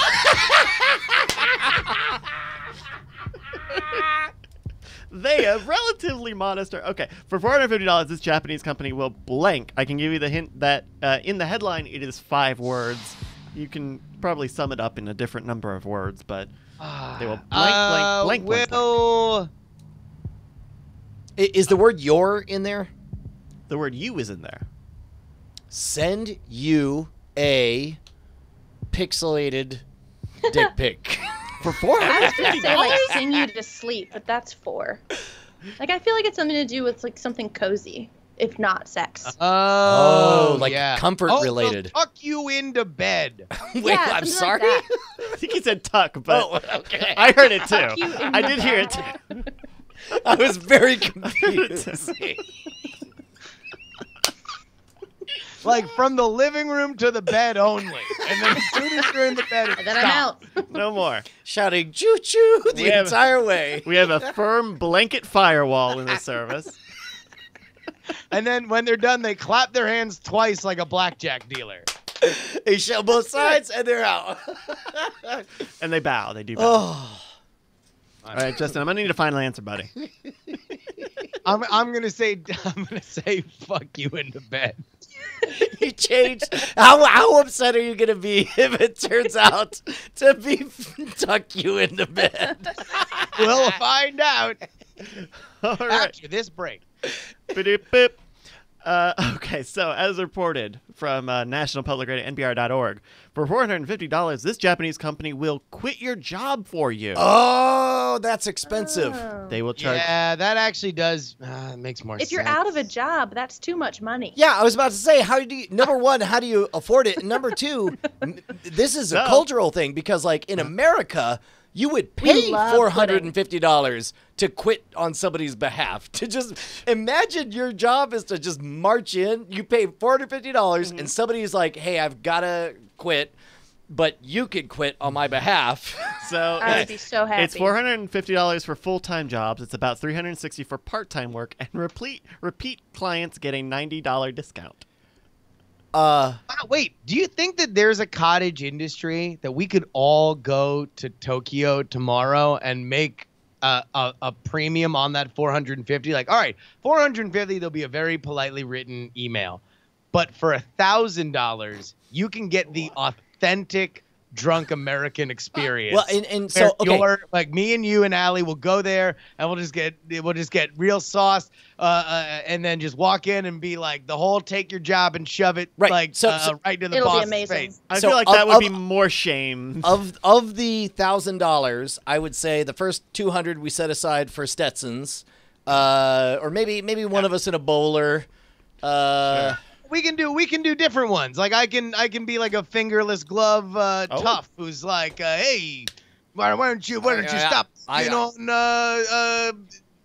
a Japanese name over here? Okay, so I call dibs on Texas oil baron. So I got the Stetson and the bolo tie, and I'm wearing the thing, and I'm grabbing my belt. Oh, giant belt buckle featuring a rodeo champion from 1978.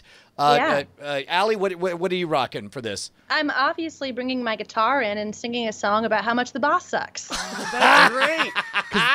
Because then you're planting the seeds for more clients. That's pretty good. That song is going to get stuck in that boss's head, and they're going to be like, what is that song? Ah, fuck, it's about how awful I am. Yeah. Well, and plus also, and then the refrain or the chorus has to be something like 877 fuck you, eat shit. 877 fuck throw you, glitter eat at shit.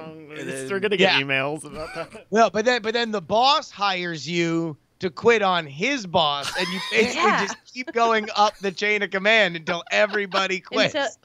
That's until how it I ends. go up to heaven and have to get God to quit. It never ends. And you fire God. So we You're quit. out of here. We quit on behalf of a foot soldier, but then we hand a 30% off business card to the boss, who is so ashamed of the spectacle of the world's worst singing telegram that he wants to quit his job, but he doesn't want to do it in person, and so we end up building an MLM for quitting for people.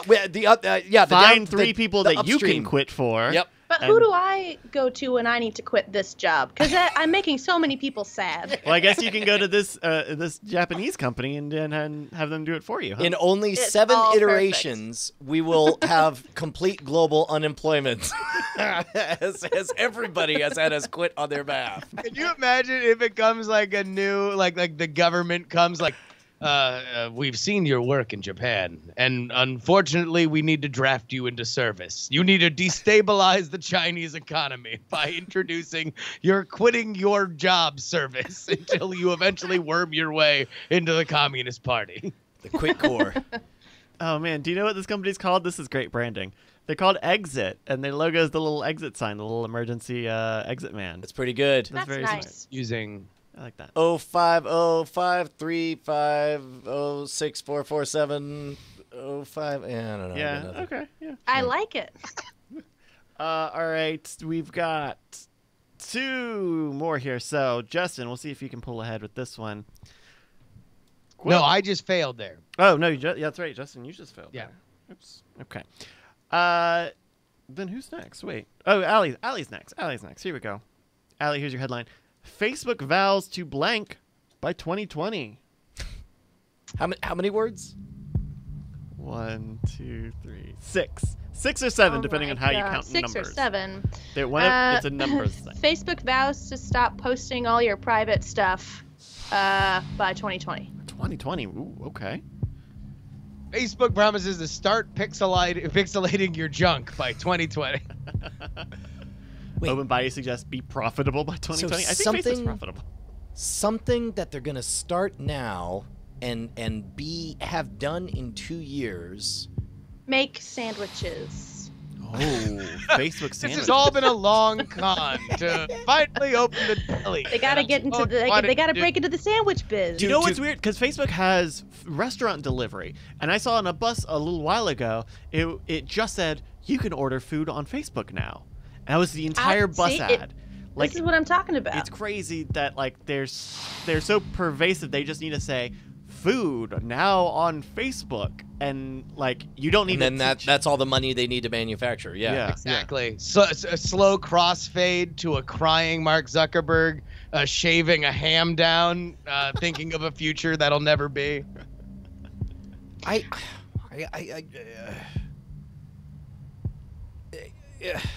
It's hard to be funny when I'm legitimately upset with Facebook. Oh God, your feud. How old is your feud with Facebook now? Oh no, not even on that side. It's actually really? It's reheated because I read Homo Deus, which we talked about, where basically depending on they're able to pretty much predict better than your casual friends with just 15 likes. All they need to know is 15 likes, and they can predict better than your casual friends what you will and won't like. Like with 60 likes, I'm making all these numbers up after this one. They could do better. They could do better than your spouse at 100 or 300 likes, and they can do better than you at like 500 likes. If they just have 500 of your likes, then they can predict better than yourself what you will like. Based on topics? Because you can like pages, and that is like, okay, you want to follow this page. Apparently, every like comments gets you closer towards a template that they have. Oh, weird. And so every like says, well, you're definitely not this kind of person, and you're not this kind of person. And then you ever play Guess Who? They're doing that with your fucking soul. I mean, that's big data, baby. I also don't know exactly. Like, I'm sure that that's definably true, right?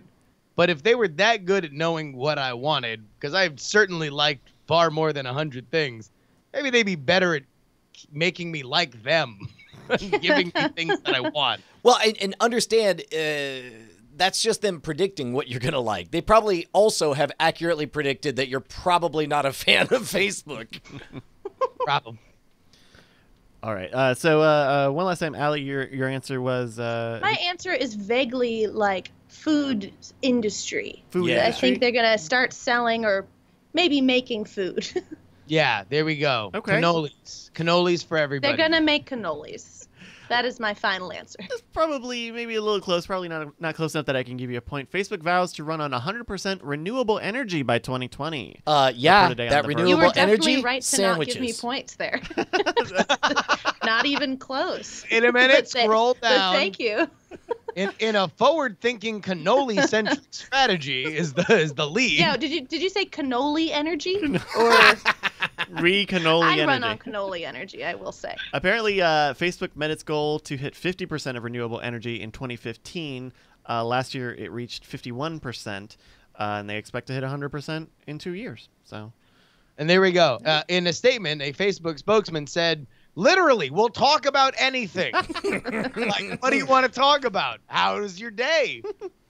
all right, we are in such a deep tie that we're gonna do one last one. In this one, you guys are all going to guess what you think the blank is. So, Oh my gosh, how many points is it worth? it doesn't matter because you're all tied. 100,000 points. That's a lot, Bryce. That's right. All right, here we go. Harvard professor claims blank is pure poison. Brian, I'm going to give it to you first. Harvard professor claims blank is pure poison. I can tell you a little bit of information. The blank is 2 words. I know this one for a fact. Okay, we're going to go to Justin. Justin. I'm going to say that it's vape juice. Vape juice. Okay.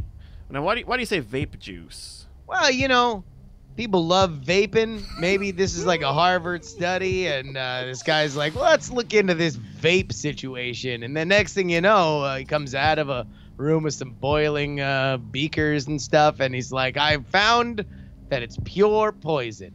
And then he gets in his dirigible and goes home. Okay. Justin is condemning the entire vape nation here with vape juice as his answer.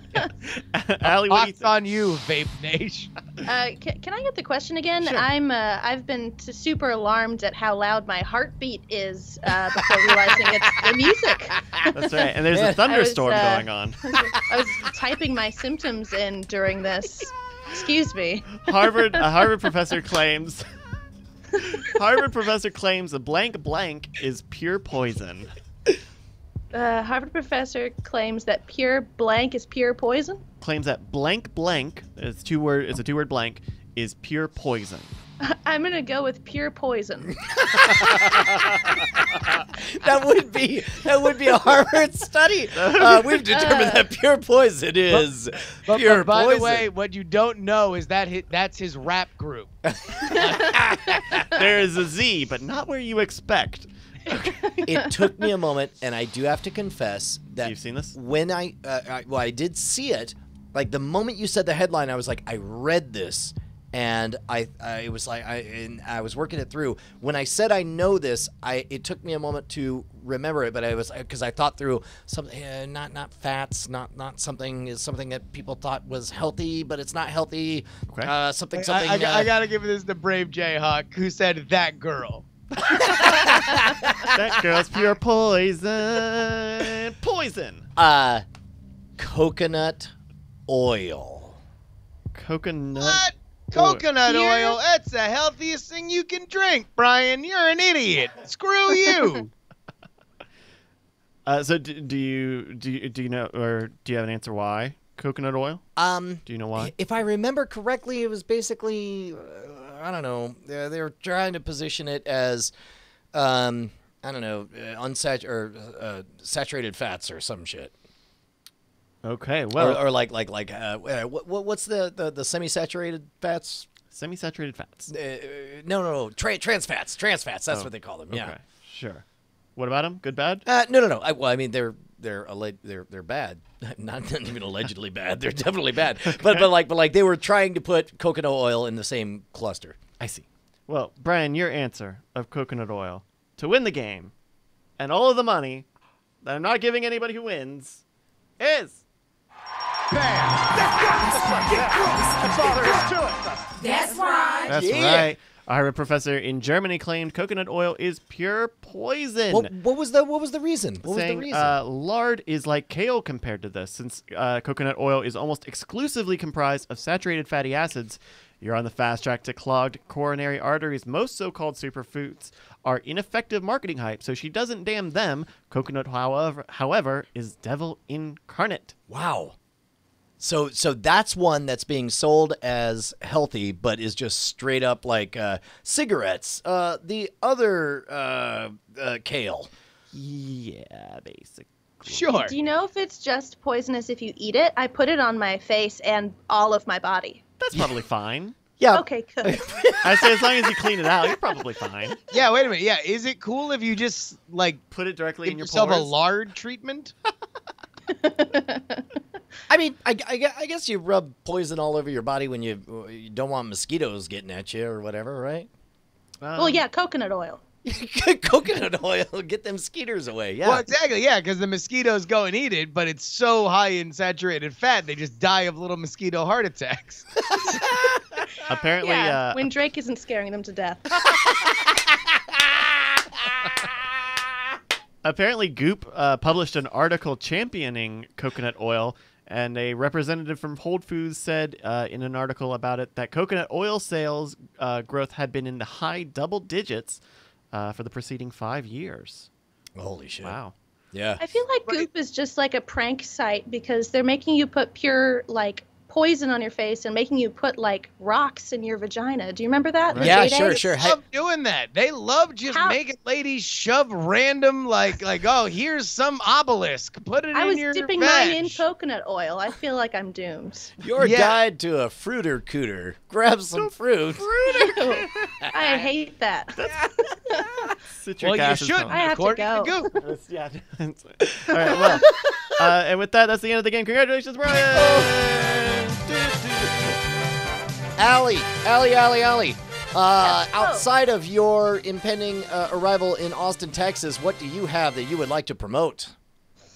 Ooh, my book. I already talked about it, but my book is available for pre-sale now. It comes out September 15th. I'll have some at the live show, but get it at Amazon or Barnes & Noble. And so what should we search for? Just Allie Goertz or the title? 100. Yeah, the book is called 100 Things The Simpsons Fans Must Know and Do Before They Die.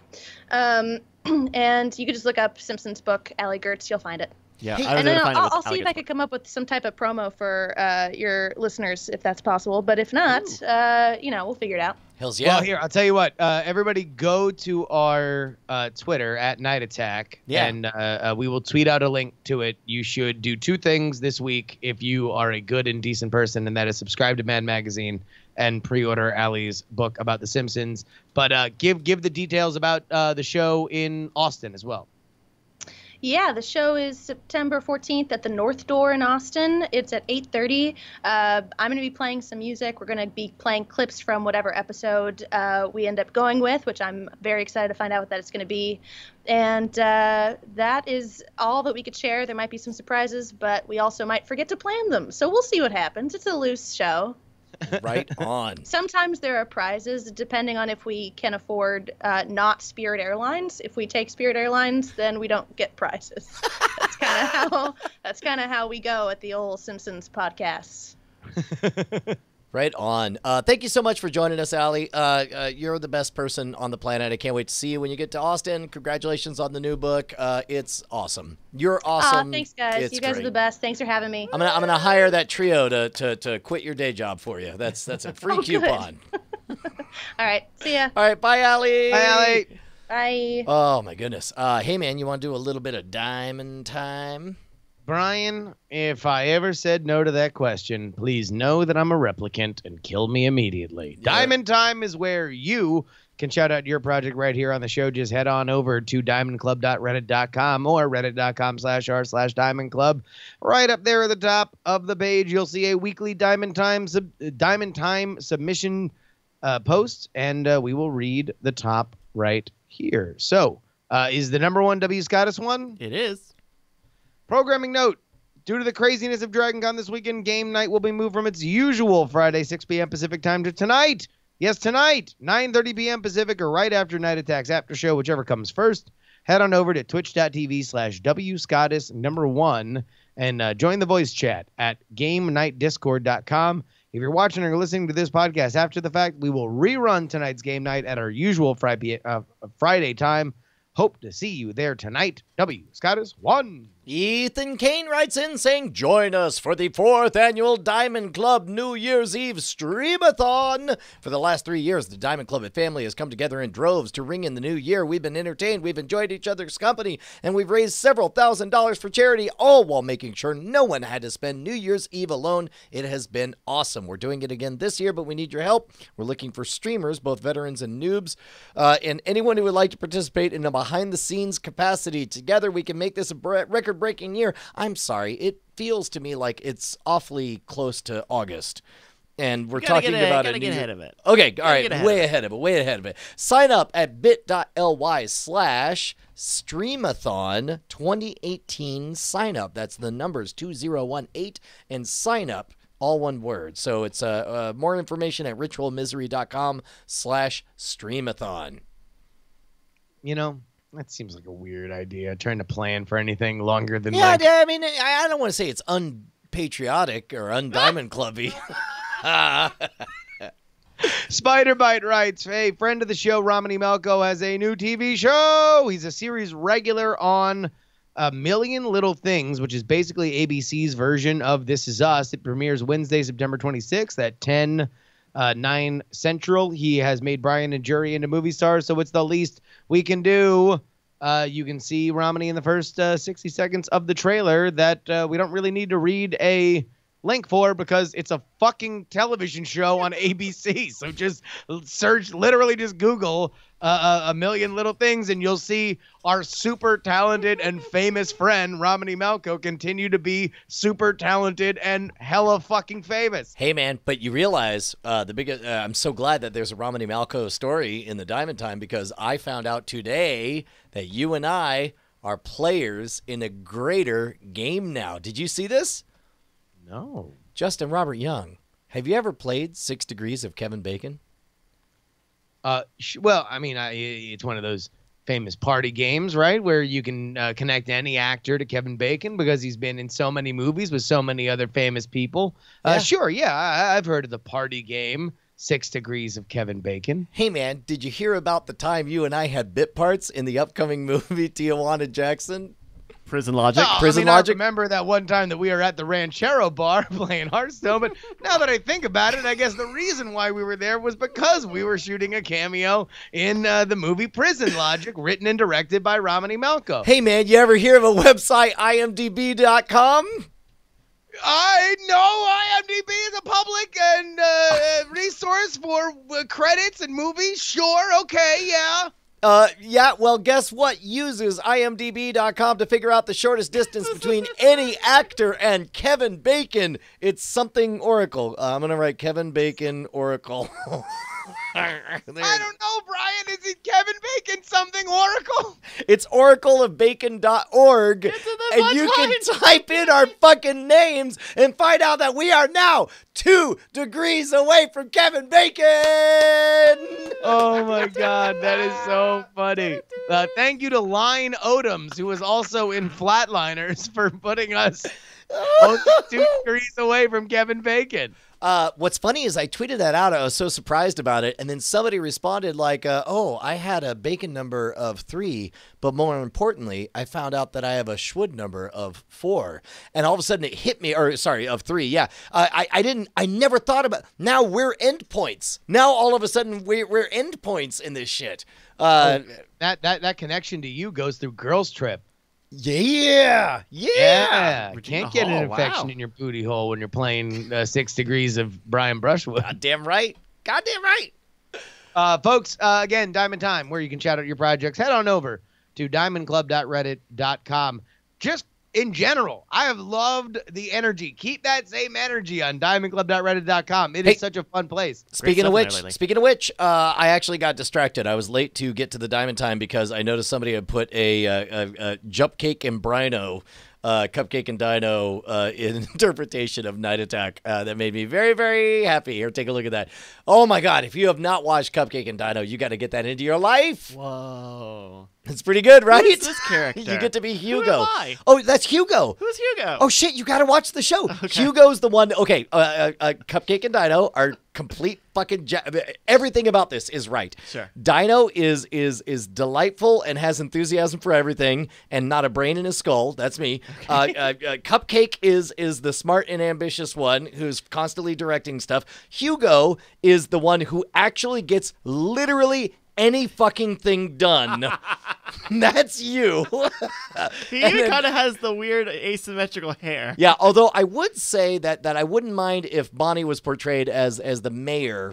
She's sort of the constant fourth character in there. But yeah, it's dead fucking on. Meanwhile, let's take a moment and check in on the movie draft. Welcome to your final movie draft minute presented by CosmicRadio.tv for the summer 2018 season. I'm your host, Roberto Villegas. Though the draft technically ends in September, our coverage ends here, and man, has it been one wild ride.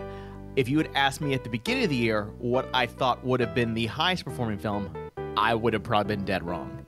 So, with all that in mind, let's check the scores one last time. Team Core Killers is in 6th place with $454.4 million. Team Chips Bitch is in 5th place with Slenderman bringing in $25.6 million, bringing their total to $611.3 million. Team Tell It Anyways in 4th place, $651.6 million. Team Night Attack is in 3rd place, $736.9 million. Team DTNS is in 2nd place, $769.2 million. And in 1st place is $1.07 billion. It's Team John Trekker. And that is your final Movie Draft Minute for the summer 2018 season. This is Roberto Vegas signing off for now, but don't worry, we'll be back again next season. Dude, congratulations to John Trekker. Congratulations to X Modem, winner of the Chat Realm League. Can we also just give a big, hearty salute to Vincent 404, a.k.a. Roberto Villegas? Yeah.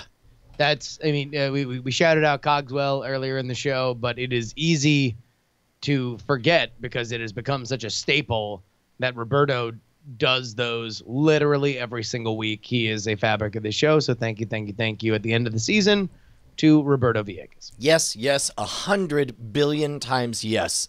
Meanwhile, now that this game is pretty well dead and done, I guess we got to turn our attention to the winter movie draft, huh? Puerto Rican League champ. Yeah. Tell you what, it is about time. We got to figure out when we're going to draft. Yeah. Okay. Well, luckily we have a commissioner who's got the inside sauce and can. Although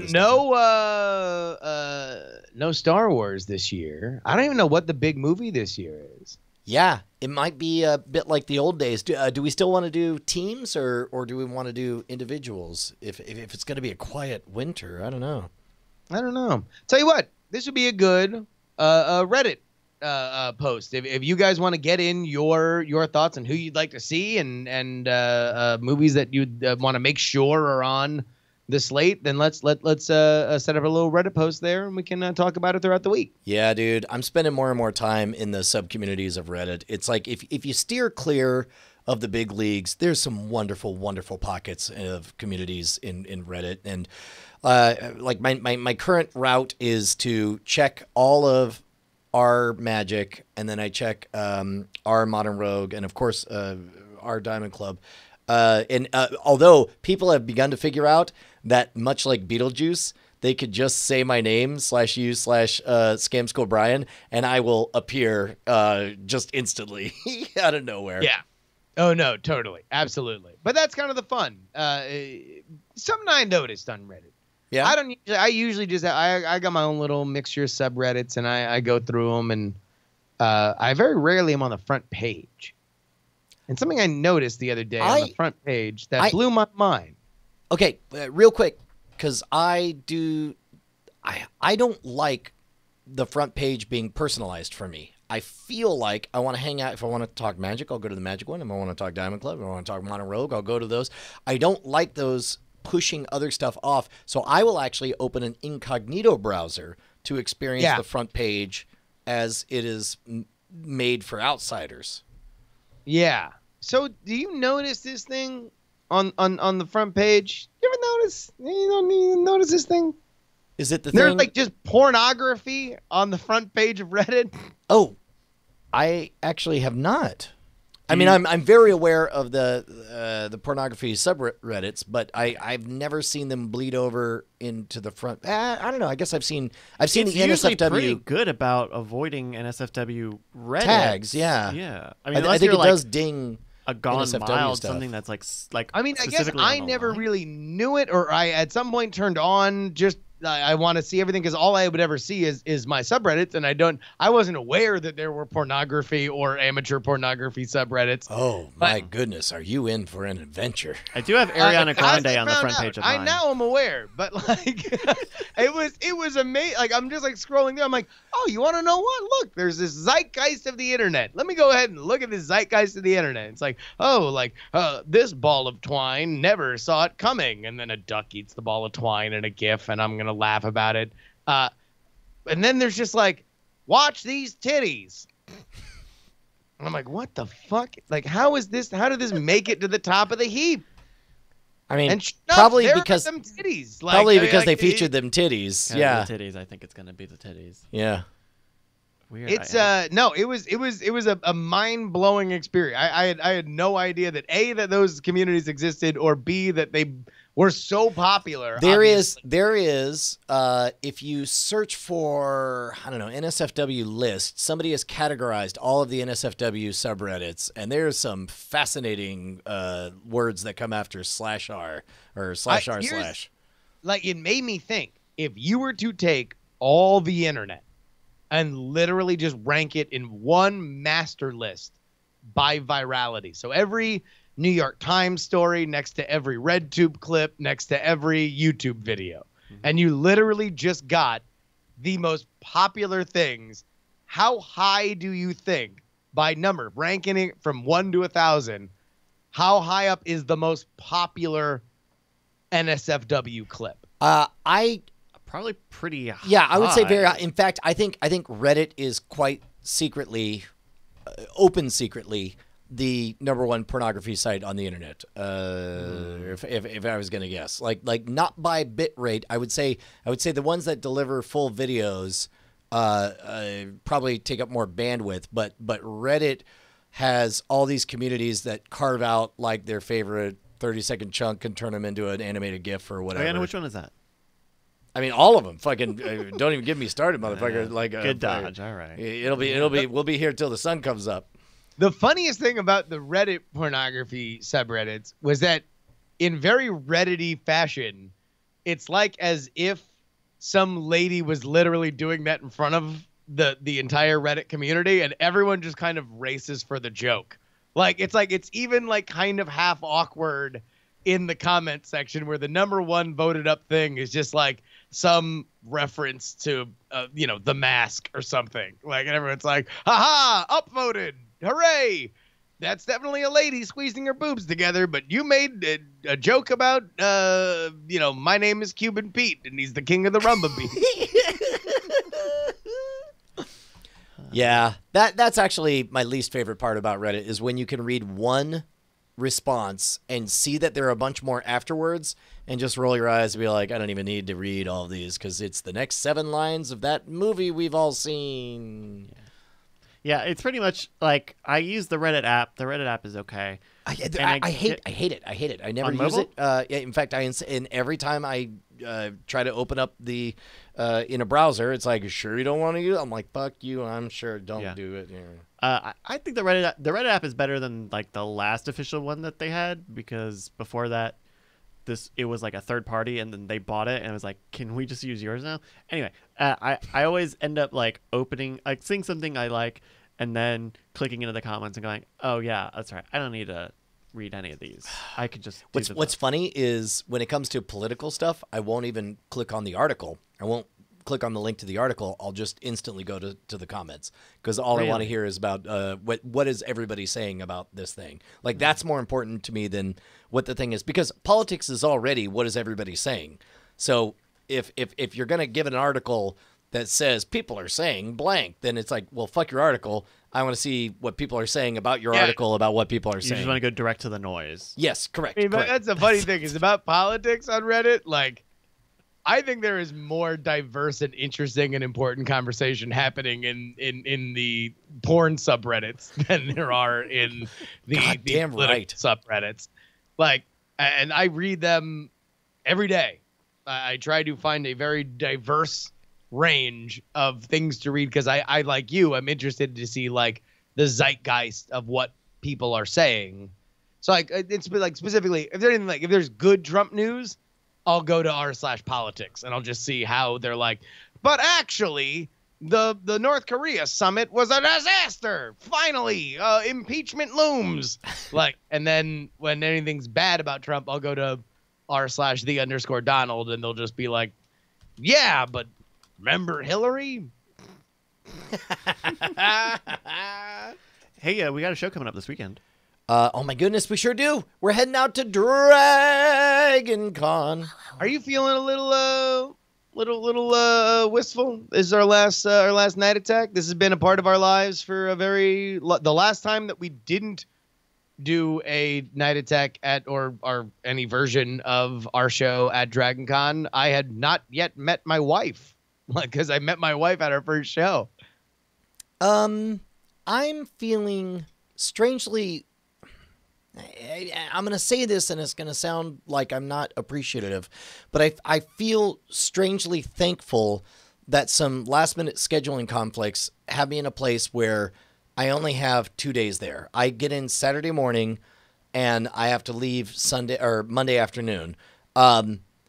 And I'm really excited, because the thing that has been frustrating in the last few years has been not knowing what to do with myself in the mushy giant expanses in between this panel and the other panel.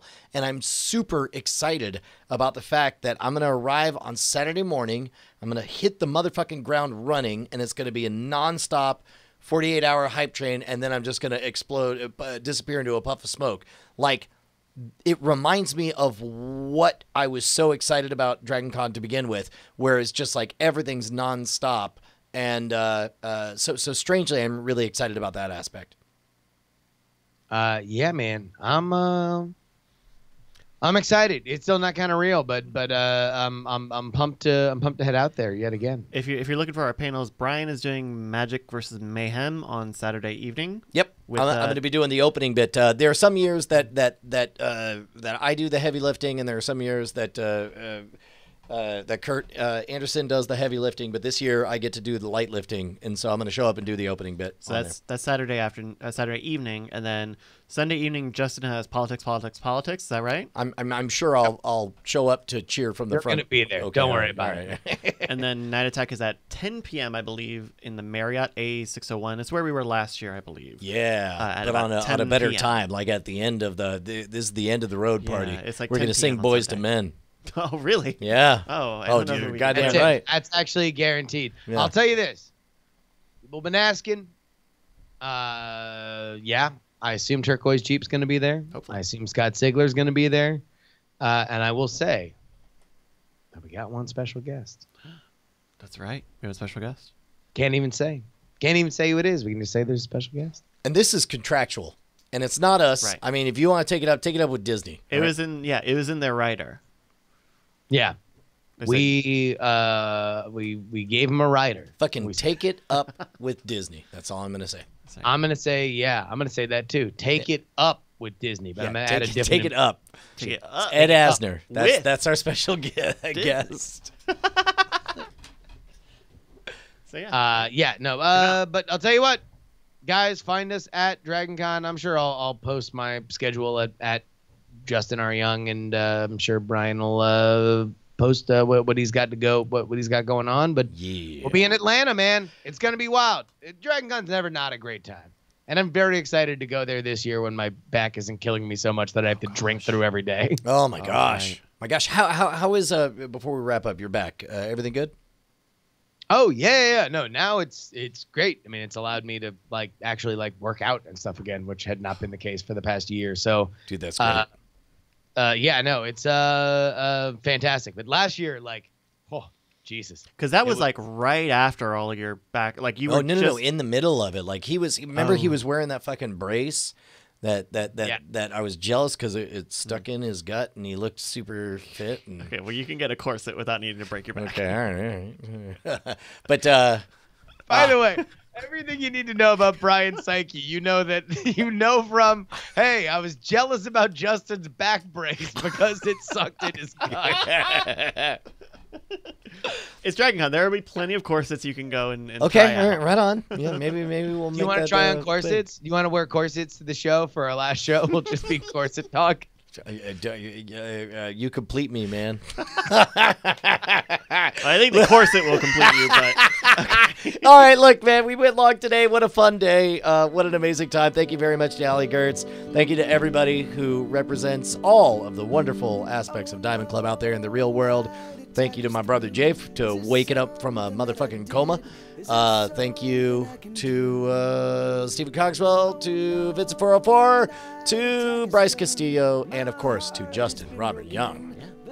Yeah, folks, we will see you Atlanta, Georgia, Sunday, 10 p.m. Marriott Room A something. A601 and 602. A601 and 602, folks. We bring this bad bitch to a head at DragonCon. Night Attack one last time. See you man. Yeah. Is it too soon for you to have mentioned Atlanta right before I say die to fire? Because remember Atlanta burned that one time? Yeah. It was a history thing. In the airport. It's not funny to people in the last century. Thanks to Sandwich Brad and Cheesy Bob and Jay King for being the bit bosses. Thank you guys. Woo, bit Thank boss. you. Sandwich Brad, 1776. Night attack. Night attack. Night attack. I love you.